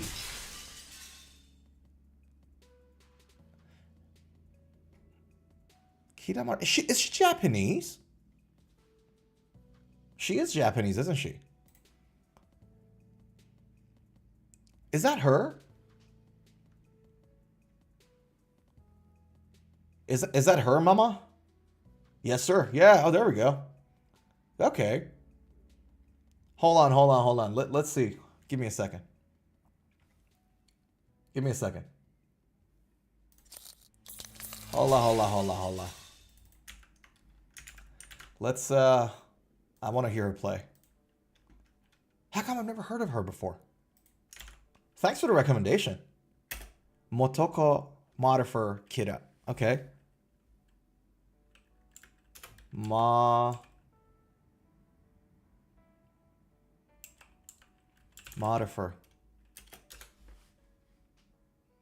All right. Zuhair says, love that mug. Yeah, it's a mug. I love your cat posters behind you and the blue mug. No, brother, you're not talking. Like, we're chatting. We're literally here to chat, dude. Yeah, so those posters back there, before I go back to the guitar, those posters back there is like a cat with a fish tattoo. This is a cat that is playing a Japanese shamisen, like a guitar. This is a samurai cat, and that's a map of Japan. I told you earlier, I was born in Tokyo, Japan. And those are like my Japanese stuff. Yeah, okay. It's Your Mother said she does a lot of playthroughs of her guitar stuff from Tricot on her Instagram. I'll check her. I'll follow. Thanks for the recommendation, dude. Thanks for the recommendation. Let me have a look. Let me stop the music here.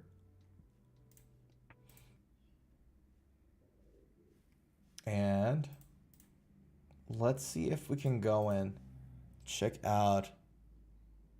So she's doing this thing for the custom. Never mind. That's the guitar thingy.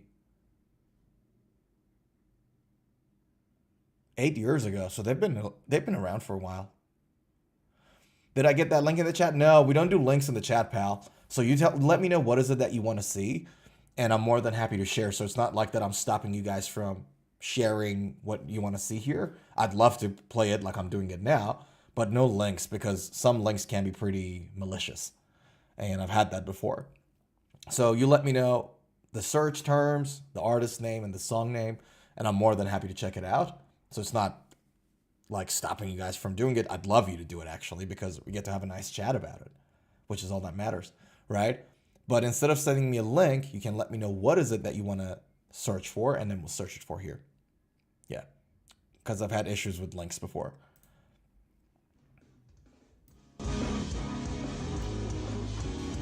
The quality is not good. Maybe we could do this.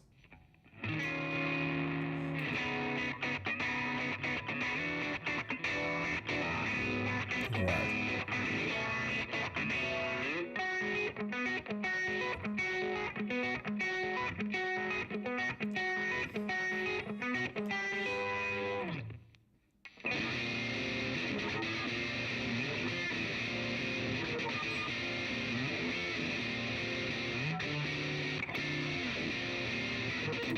Is it me, or the pickup sounds a little ice picky? Yeah, not a fan of that tone. I'm not a fan of this tone at all. That's so ice picky. What? Yeah, Zuhair said the same. I so do not like it. Yeah, I'm not a fan of that either. She's a great artist. Like, I'm not saying she's not, but that tone is horrible. It's an amp Fender and a bunch of pedals and that Altero custom guitar, but my goodness, that tone sounded so ice picky, huh?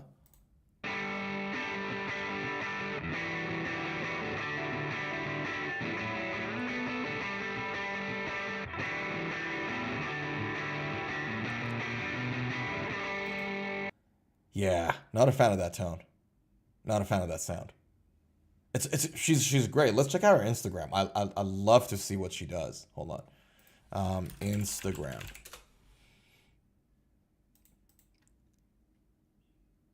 We should give her some better guitar. She's a great artist, probably, but we have to rescue her from that guitar brand, whatever that guitar brand was. Kinda am on Instagram. Ah, thank you. Perfect. That's that one, huh? Okay, so let's see. That's her. Yay. Okay. Play for us something with a guitar different to that brand so we can enjoy it. Okay, what do we have here? Okay, maybe another one.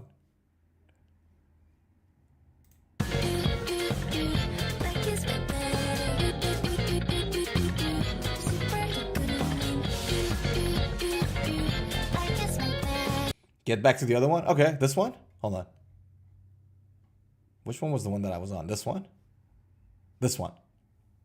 Yeah, okay. That's the one?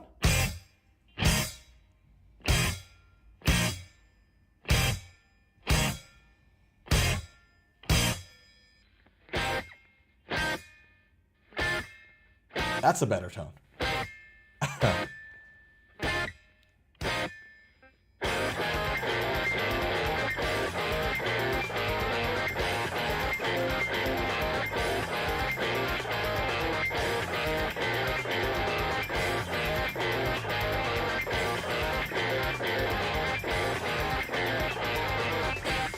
Yeah, okay.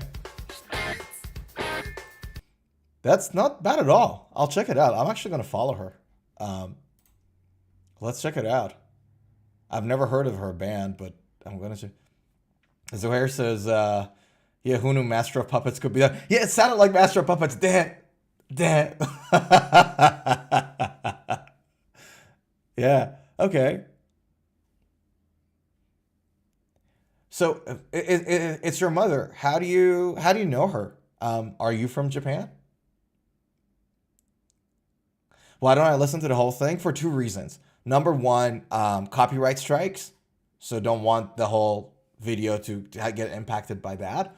And number two, anybody that watches my content, and I've done this like for other Japanese band like Bandmade, Trident. If you know this Japanese band, I suspect you know Bandmade and Trident. For them too, when I make a content, I'd like to get people to go and check their full work out on their social media, because that views translates to monetary gains for them, right? So that's the second reason why. So like, for example, if somebody goes in, like if 10 people go and watch that video, that is something for that artist who, translates into some sort of a payment for them. And so I try to support that. And those are the reasons why. Yeah. But tell me, are you Japanese? Are you from Japan? How do you know this band? How do you know her? Zuhair asked, what genre is it? This is like pop fusion, I would call it. And I may be wrong. Everyone knows this band. Clearly, not everyone. Yeah, I don't know. This is like a math rock, you call it. Okay.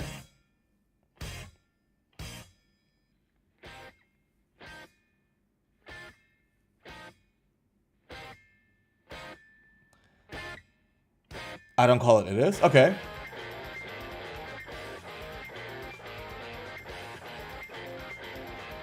Yeah. I guess it is a bit rocky. It is a bit rocky. So math rock. Hold on. Math rock is a subgenre of Indian alternative rock characterized by complex, often angular rhythmic structures and irregular time signatures. Okay. Live and learn. Thanks for that, pal. That's good info. I've never heard of math rock before, or tricot, I think it's called. Yeah. I'll check her out. That'll be interesting to see. It's the same genre as Polyphia. Oh, okay. I would just used to call them like alternative rock of some sort. Okay, math rock you call it. It is called. They constantly jump around in time signatures, right? Okay. It's like the gent of rock. Can we agree on that? Math rock is like the gent of rock.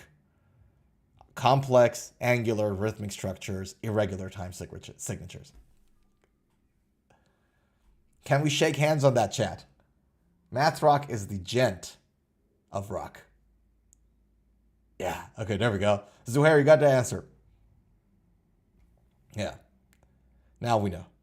Okay, that's interesting. Live and learn, man. Thanks, it's your mother. Thanks for sharing. Appreciate you sharing that. They constantly jump around in time signature. Right. Yeah, okay. That's the thing, right? Like with artists these days, it just becomes more and more advanced, like music, not just gear. Like talent becomes more skilled these days.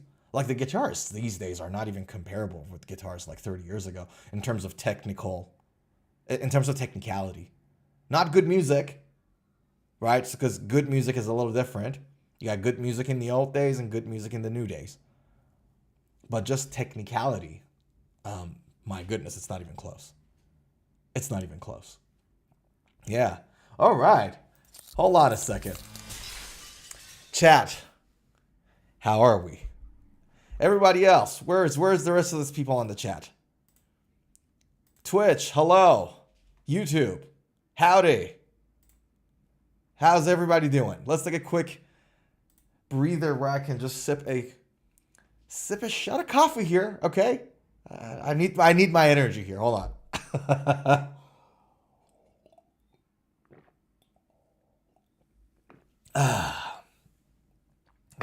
And I came prepared too, so I got myself a can of Coke, I got some water, and I got some coffee. But Zuhair says, agreed, but I think good music both in good old days as well today. Hell yeah. Firm handshakes. But today, you gotta find out good music with some effort. You're right. You're right on that. We should, guys, this is no longer a guitar channel. We are going to do ASMR.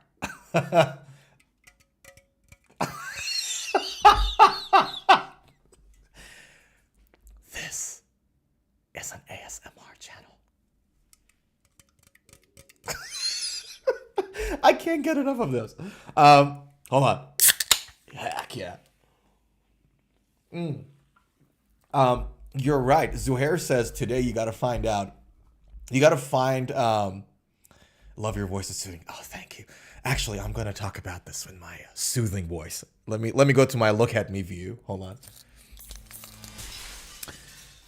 This is a guitar ASMR channel. Zuhair said, "I love your voice. It's soothing. Thank you." He said that good music, you gotta put effort to find some good music.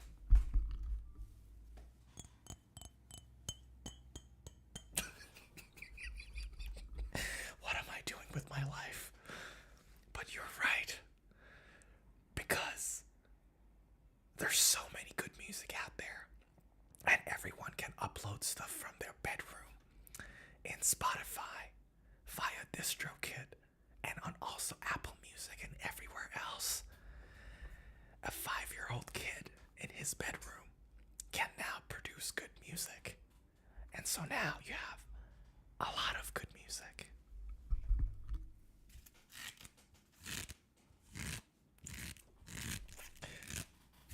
You have a lot of good music produced by a lot of people.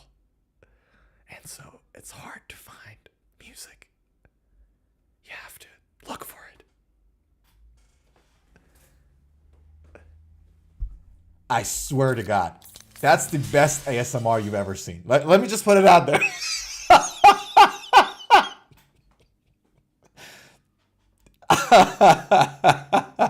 How is that for ASMR? You guys, honestly, like, seriously, if that didn't put you guys to sleep and relax you and calm you down, I don't know what else would. I just don't know what else would. So, but Zuhair is right.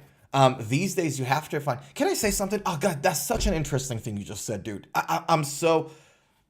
This is probably one of the most, like, craziest phenomenon in today's modern music business and our listening habits. So, Zuhair very correctly said that you have to dig more to find the music that works for you, good music.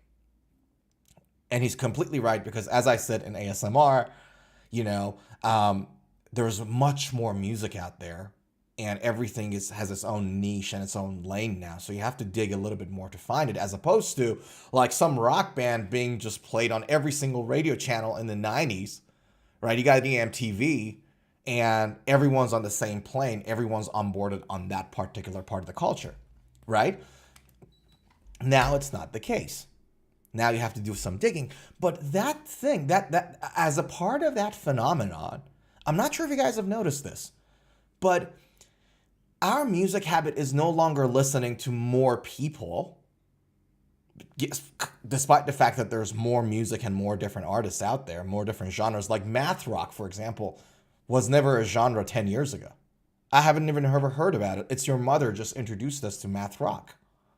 Like that genre. Like I knew Polyphia, but I didn't know the genre called math rock, right? So you got more genres, more artists, more everything, but our music habits are not more like distributed out. Like it's more actually concentrated.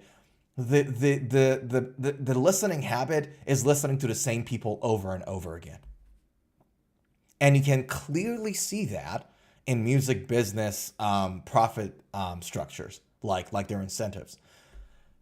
It happens to all of us when we go and check out like YouTube's top 10 or trending, or Spotify's top 10 trending, and we're like, who the heck is this person? And we had it, Zuhair, earlier on, we talked about like Sabrina Carpenter, right? And you were like, who the heck is she? Let me share my screen. So I'm just going to go to YouTube, and I'm going to go to trending, and I'm going to go to music, right? Sidhu Moosewala, I don't know who that is. That's an Indian artist, but Sabrina Carpenter. A lot of people have never heard of her before. And she's trending on YouTube for a few days now, this song. Right? Ed Sheeran, everybody probably knows Ed Sheeran. I don't know who 21 Pilots is. I've never heard of these guys before in my life, or Stray Kids, or Taking Heads, right? All of us have had that thing before. And a lot of us think, oh, am I getting old? Or, oh, am I falling out of culture? Or am I not on the trend anymore? No, it's not the case at all. It's just that our music habits now is listening over and over to the same style and the same people. And because we are like this, the music industry, like the viewing like incentives, the profit incentives, and everything else is structured around that. And so you see all these people that are trending and whatever now, and you've never heard of them before. That's why. You're not getting old. Or it's not like that you're uncool now. It's not like that you're not in anymore. It's just that we consume music differently. Yeah. And that's so interesting. That's so crazy. Right? You would think that, you know, given the fact that now there's a broad range of musicians and artists and genres out there, you would diversify a little more, but no. Yeah.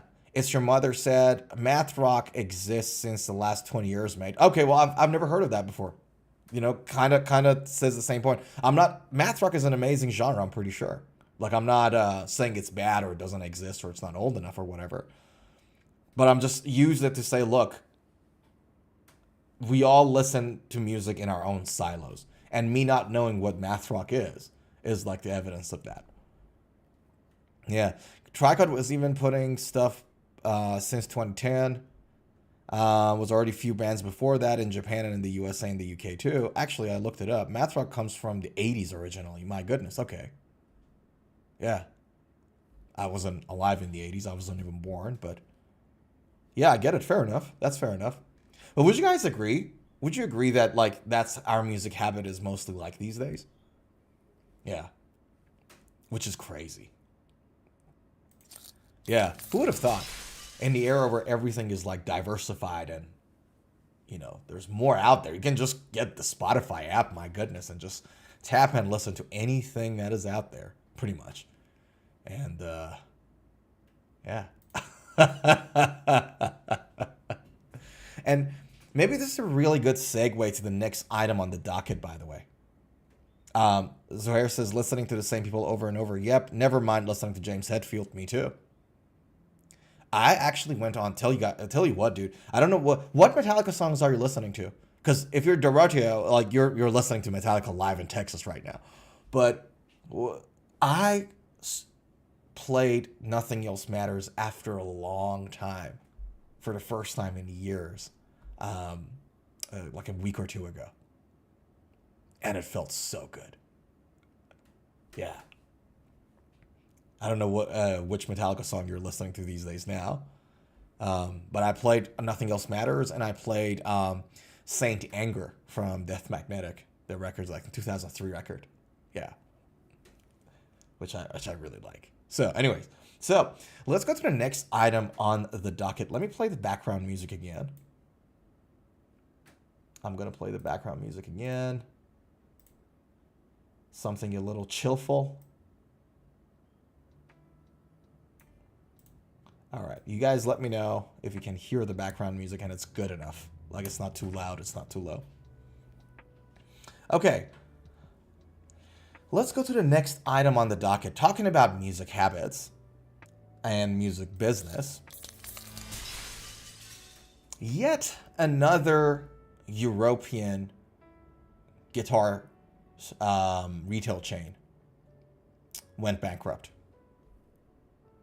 And we talked about, I made a video about a month ago about how two of the biggest European retailers went out. UK music retail chain PMT placed on administration. This was, if I'm not mistaken, this was a $40-50 million a year business. And they had about just a bit short of like 20 stores in the United Kingdom. So they went to admin. And they're fourth largest in terms of revenue, but the challenging conditions for retail has proved too difficult to overcome. So it wasn't like the money in was the issue. The money out was the issue. right? This is a very important thing. So it wasn't like they weren't selling. It was like the costs were too high. And that's a very important distinction to make.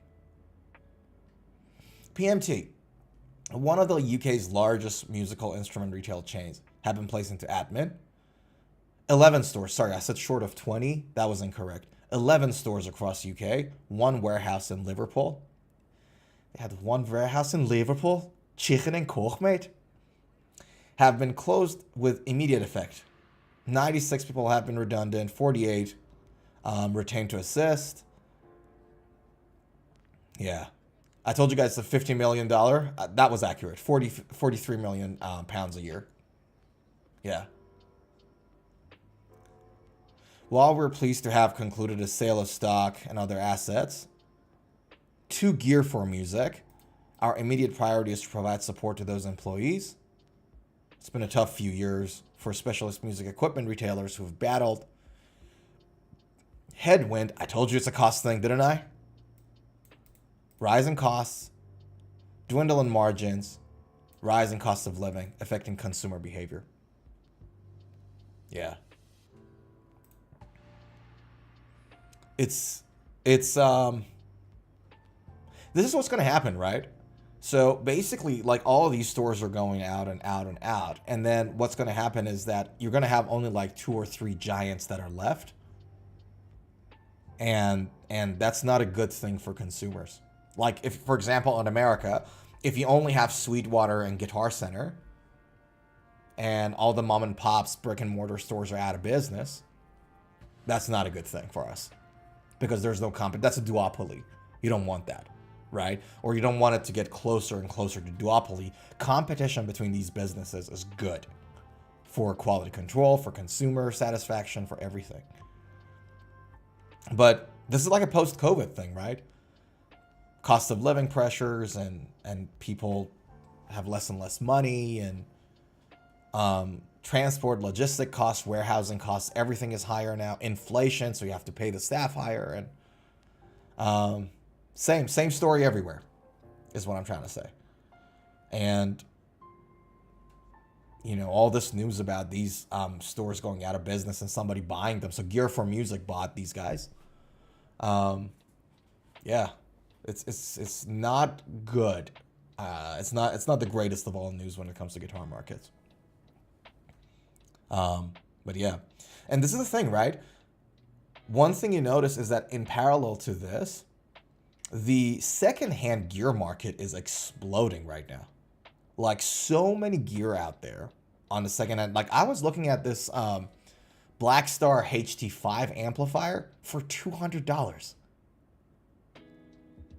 200 US. It's like mint condition. I'm like, my goodness, that's cheap. So if you want to buy something, if you can find a good secondhand guitar or an amp, you'd be able to get a really good price for it these days. Right now, it's the buyer's market. The sellers have no leverage at all. It's just so much gear out there in the market right now. Yeah. Zuhair said, I started off with heavy metal, hard rock, Metallica, Megadeth in 2003, but only in recent years I got into country and bluegrass. Oh, okay, nice. What you just said felt different and cathartic and excited after listening to Metallica again after so long. I'm planning to do that. Yeah, dude. Do that. I played Nothing Else Matters, and it wasn't like I was planning to not play Nothing Else Matters. Because I love that song. That's one of my favorite songs. It's like one of the best songs ever written. And it was just like, haven't listened to it in a few years, and I played it, and I'm like, oh, this is good. Yeah. Fade to Black. Yeah, one of my favorites too. I actually covered it. I always love Fade to Black. Cyanide, Master of Puppets, classic. Jump in the Fire, Holier Than Thou, Escape, Blitzkrieg, Whiskey in the Jar. Love Spotify. Most bands, artists are there. Yeah, I love Spotify too. The only thing is that I just wish they paid the artists a bit more. And artists don't have much leverage in that, so as a result of it, you know, I don't think they get a fair deal from Spotify. But Spotify is super good, man. Like, for membership, you get to have access to everything. So yeah. That's the thing, and we talked about it with the ex-Evanescence guitarist quitting, right? Like, which we talked about earlier on the stream. You know, this is how you lose, like, musicians. Like, if they're, like, paid reasonably, right, they'll stay around. There's no reason. They're doing what they love. Like, no one starts and do guitar full-time because it's, like, the most glorious business pathway. You know what I mean? For us here in the States, it's $12 per month with the subscription. Same in Australia.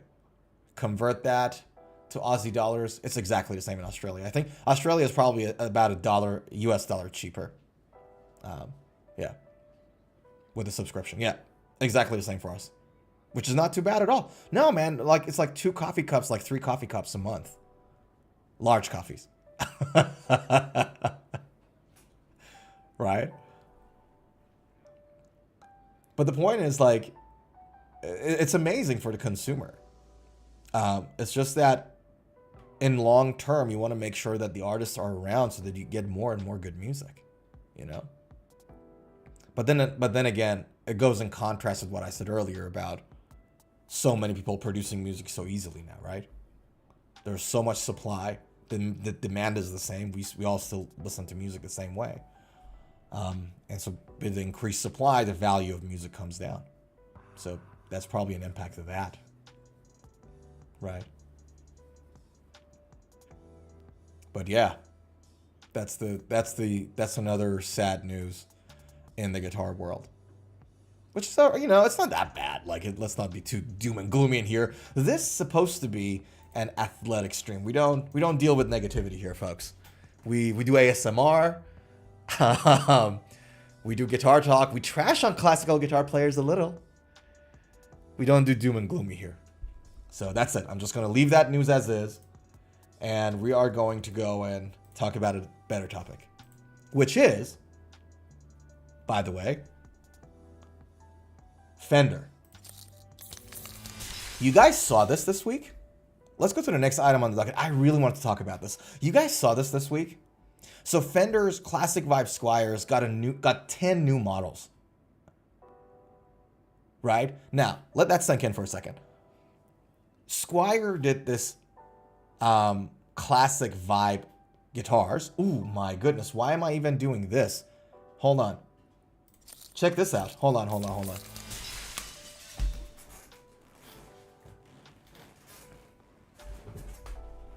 This is one of them. This, my friends, is a Squire 50s classic vibe. So this is Squire Telecaster. Has a synthetic bone nut, but the body is a 2-piece pine, like the 50s, right? So this thing that Squire, and this is a Squire, it's not Fender. See the logo? It's Squire, so it's the more affordable model.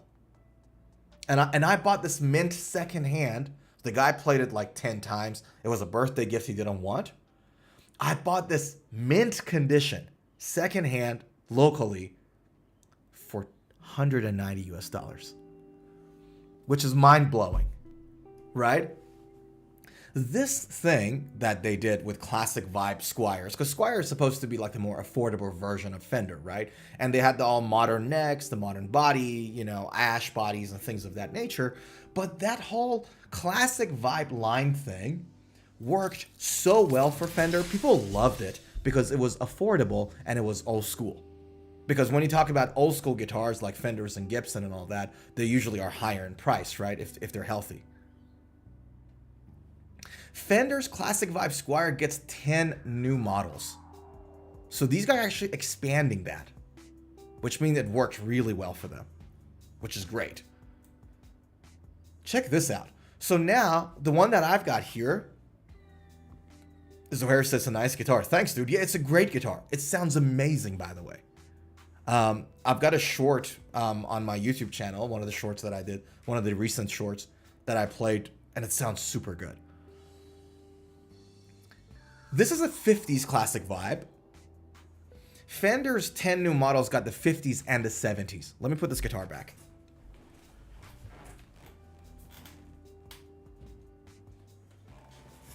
So they got the 50s and the 70s vibe. So the 50s were a little bit more thicker in the neck, old school, you know, design, thicker body, heavier, and all that jazz. But check this out. So this is a 50s vibe Strat. And I haven't played with the Strat before. I can wholeheartedly recommend the Telly. It sounds so good. It's a bit too heavy because it has a pine body instead of ash. And pine was like the old school 50s Telecaster, right? And it sounds super good with the bone knot and everything. So this is the 50s Telecaster. So that's 450 US dollars. And to think I bought mine for like 190. Can you believe that? It's like a mint condition, by the way. Anyways, so then they got the 70s Stratocaster, right? So you got the 50s, and then you got the 70s, which has a humbucker. So it's humbucker, single coil. Right? And you can see the difference in the headstock. So this is the 50s headstock. This is sort of this bigger, bumpy, this bump area, the circular part is a little bigger. That's a 70s headstock. Yeah. And then you got the custom vibe Squires. Yeah. And then you got like a Telecaster with a Bigsby. Good old days, huh? 50s and 60s. Yeah. And then you have the Duosonic. So they came up with these new, like, and a Jazzmaster, by the way, let's just say. Don't forget about the Jazzmaster. So they came up with this new 50s, 60s, and 70s inspired models of Squire, which is super good because Fender, like, you know, Telecaster and Strat, like, are old school guitar body models and sounds, and a lot of people like old school stuff. And so now you get to have the old school stuff at a really affordable price. And I can wholeheartedly recommend the 50s Telecaster that I've have and I played with for a while. It's a fantastic guitar for its price. I found one secondhand mint condition on Facebook Markets for 190 bucks, 190 US dollars. So you should be able to find some kind of a similar kind of deal if you're into that. Zohair says, not sure why this looks like a junior model guitar to me. Well, it's a more affordable version, right? Gotta go, but stay safe. We may meet next time. Take care, pal. Thanks so much for coming in today, Zohair. And thanks for all the chats. Appreciate you coming in. I love our chats together. So good to see you again, man. Learned a lot from your live stream. Firm handshakes to you. Have a great, great weekend ahead. Stay safe. Stay healthy. And I'll see you on the next stream, brother. Take a good care of yourself.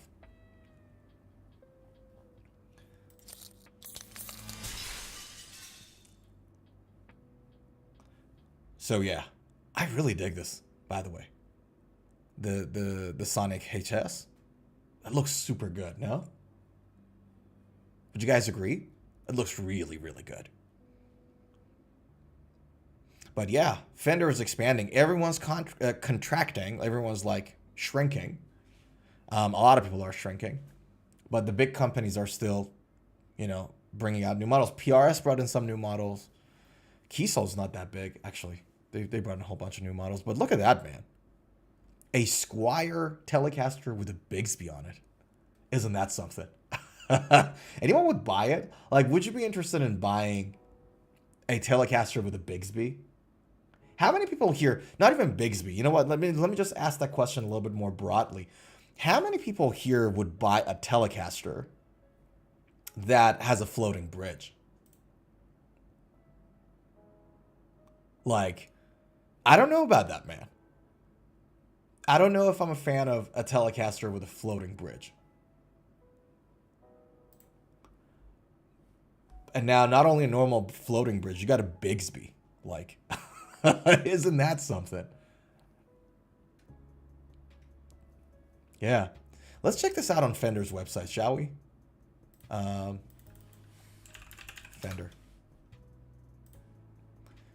And the model was what? Hold on.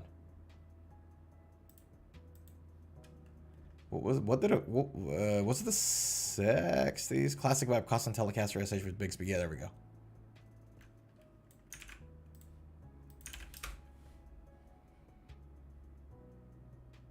Rock and roll. Look at that. So a humbucker in the neck and a single coil on the bridge. Not common. Usually it's the other way around, folks. At least for rock and metal players. Humbucker is usually on the bridge. Single coil is on the neck. And then you got the good old Bigsby. And by the way, for those who don't know, Fender, the company that owns Fender, the companies, investment firms that own Fender, also own Bigsby. And so it's so easy for them to just chuck that Bigsby in there. Yeah.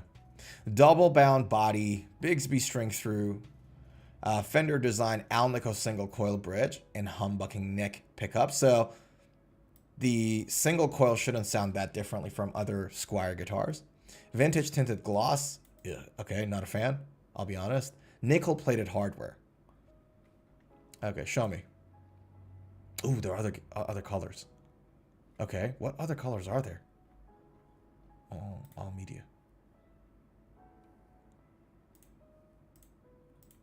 What can we see here?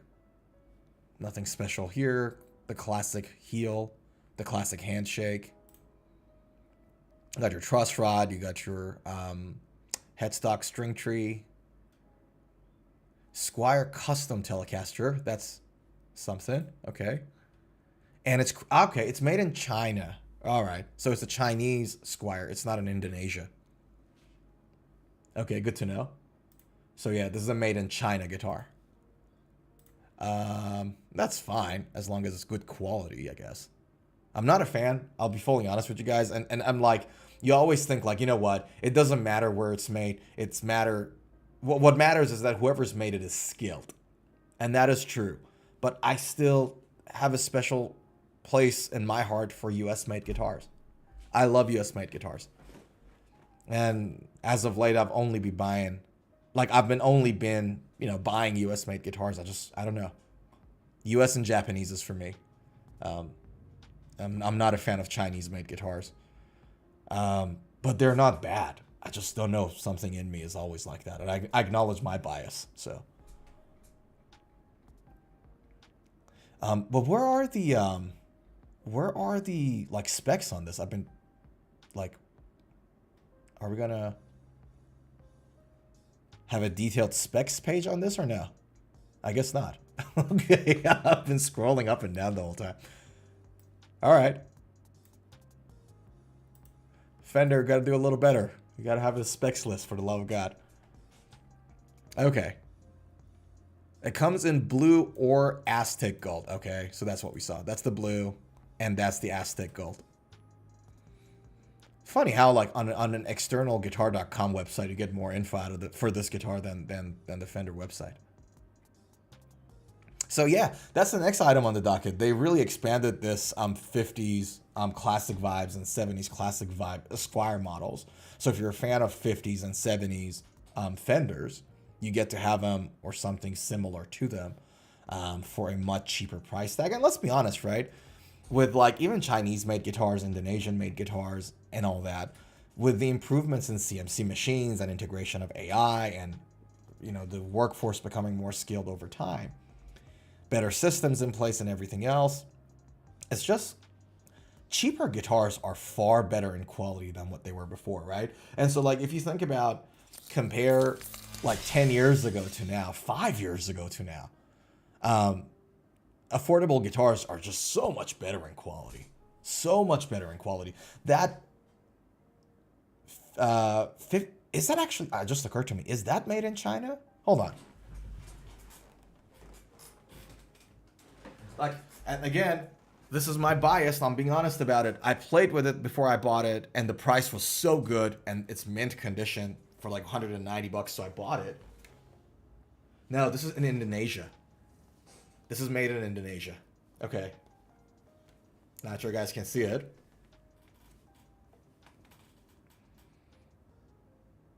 Yeah. It's an Indonesian made.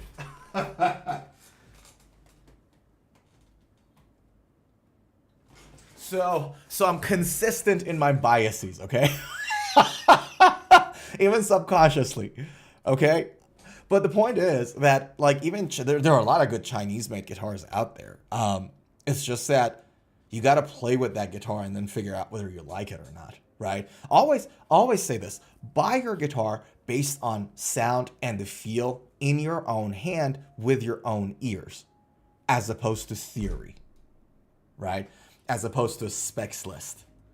Go to a store. That's why I'm so big on going to the store, man, not buying the guitar online. Go look somebody in the eye. In fact, look at somebody in the eye.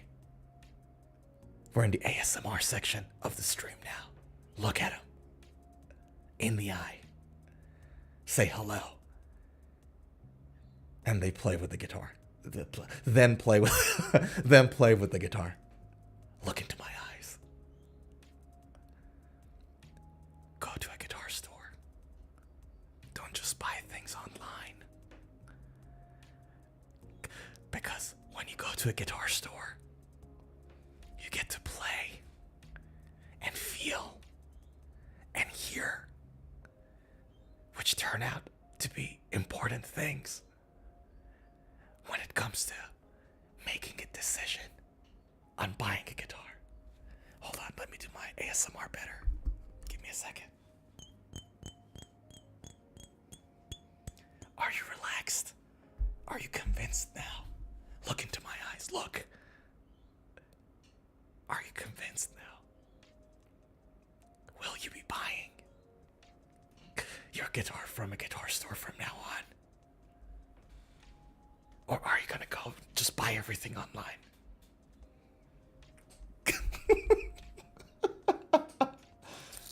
That's the thing, man. That's why I always say you gotta buy your guitar from a guitar store so you feel it, you touch it. Doesn't matter where it's made.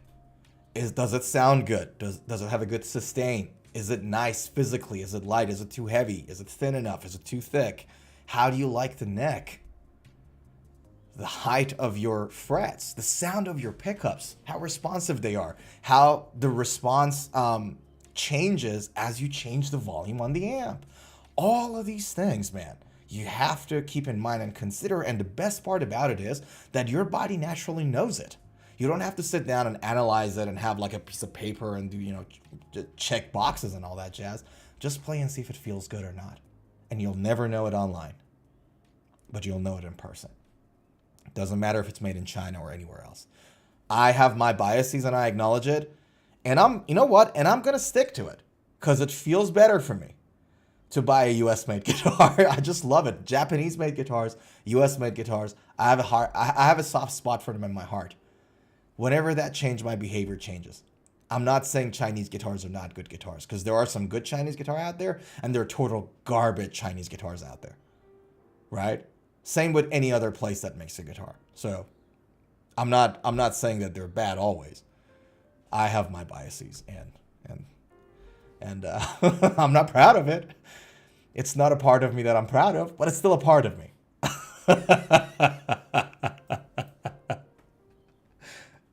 Oh my goodness, chat.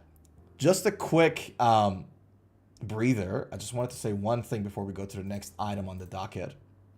For those who haven't seen it, I posted my latest music video on my YouTube channel. So if you guys go to my YouTube channel here, you'll be able to see that latest music, She Is a Fire, official music videos out. So if you haven't checked it out yet, please do check it out. It's acoustic metal, for those who don't know. So it's acoustic, it's very relaxing. There's violin in there. There is a lady singing in there. Julia, our model, is gorgeous. She's amazing. And that song is out. So if you haven't checked it out, be sure to check it out. And with that said, let's go to the last item on the docket. Let's talk about the last item on the docket because we talked about a lot today. But it's a brief one. It's a quick one. And it's the story of, I don't know, man. It's a Metallica story. So I saw this story today. This is Dave Mustaine talking about Metallica again. Saying, they wouldn't come into the rehearsal room. Dave Mustaine reveals how Metallica behaved at his audition, explains why he knew he'd get the gig. And I'm not going to bore you through it. I love Dave Mustaine. I love Metallica. I hate to say what I'm about to say. But he trashed them again, like subtly, like passive-aggressively, right? Because he's done it a lot before. And I understand he was hurt and they had a dysfunctional band at the time. Those guys weren't nice with each other and it was toxic. And he, you know, he was doing crazy stuff, but maybe the situation could have been dealt differently. I acknowledge all of that. Metallica acknowledged all of that. Dave Mustaine has acknowledged all of his stuff, right? But man, at some point, you gotta let go. Like, you know what I mean? Like, if I'm hearing, like, for some reason, is it, chat, you guys tell me. You guys tell me if this is true or not. Every time Dave Mustaine says something, it's about how something was crazy and wrong with Metallica. Either subtle or direct. Like, man, you have an awesome band. His band, Megadeth, and understand, people don't get to do this often. How many guitarists do you know that got separated from a famous band and then made it? The guitarist who replaced John Frusciante in Red Hot Chili Peppers didn't. The Jason, the bassist from Metallica, didn't. Josh, the old guitarist of Architect, didn't. When you leave a band, right, it's really hard to make it big again when you leave a big band. Dave Mustaine is one of the few people who did it, which, you know, tells you a lot about how good of a musician and a business person he is, because you need both of it to make it big. And Megadeth is like one of the four horsemen of apocalypse in thrash metal, right? They're in the Mount Rushmore, right? But then for some reason, man, I get that he was hurt, but at some point you gotta move on. like, tell me a fun story, a fun tour story from Megadeth. How you and Timu, or how you and Kiko, like, did something crazy or fun, or how something went wrong that we can laugh at it now. Every single article I see from Dave Mustaine has been about how Metallica was something, not really positive. You know what I mean? All of you guys were young. All of y'all were drinking your butts off and doing crazy stuff. The reason you got kicked out is because you threw beer on somebody and that guy got electrocuted holding an electric guitar. Like, move on, man. It's like, and I love them. I love Megadeth. I love Metallica. I'm not even gonna go through this article. Like, this is an athletic stream, okay? This YouTube channel is athletic. We're not doing skittish behavior here, right? And if we separate from something, it can be a guitar, a band, an X, okay? A lot of X's. We're not happy about it, you know? It's normal. Grief is normal. Sadness is normal. But at some point, we move on athletically. And we become awesome again. And we play electric guitar again. And we trash classical guitar players again. All of the good stuff. We don't hold on to it forever.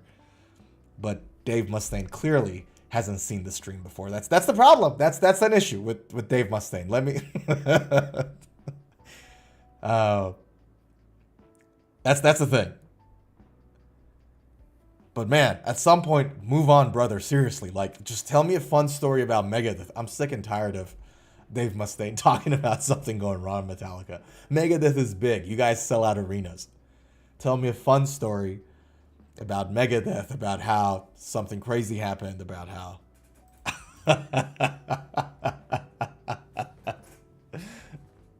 I don't know what else to say. You guys agree with me or no? Like, do you guys know what I'm talking about? Yeah, I don't know what else to say. But anyways, man. Guys, I think I'm gonna leave it here. We've been on for about a couple of hours.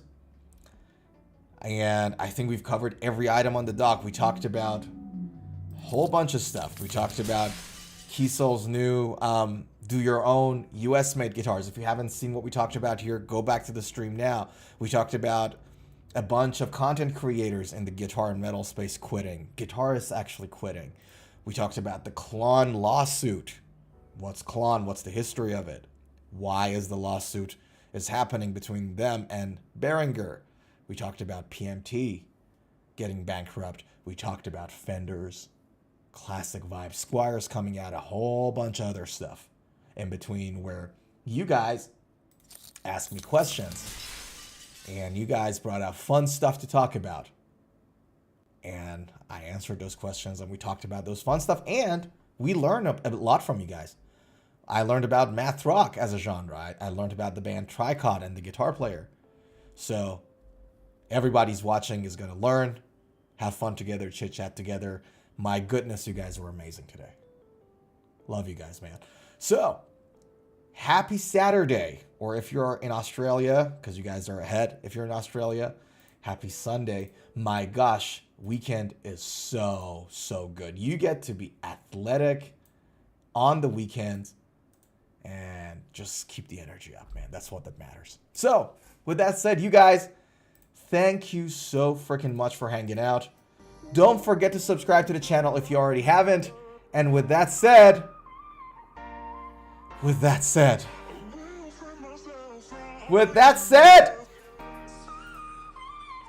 I'll see you in the next video. You guys, keep the energy up. It's the weekend.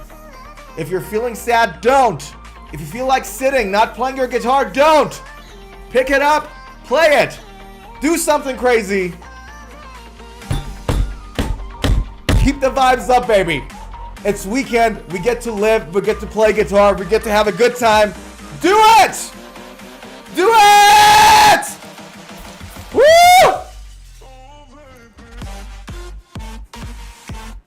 Yeah! Happy weekend, everybody! Love you all. Take care of yourself. And I'll see you in the next video. Mwah!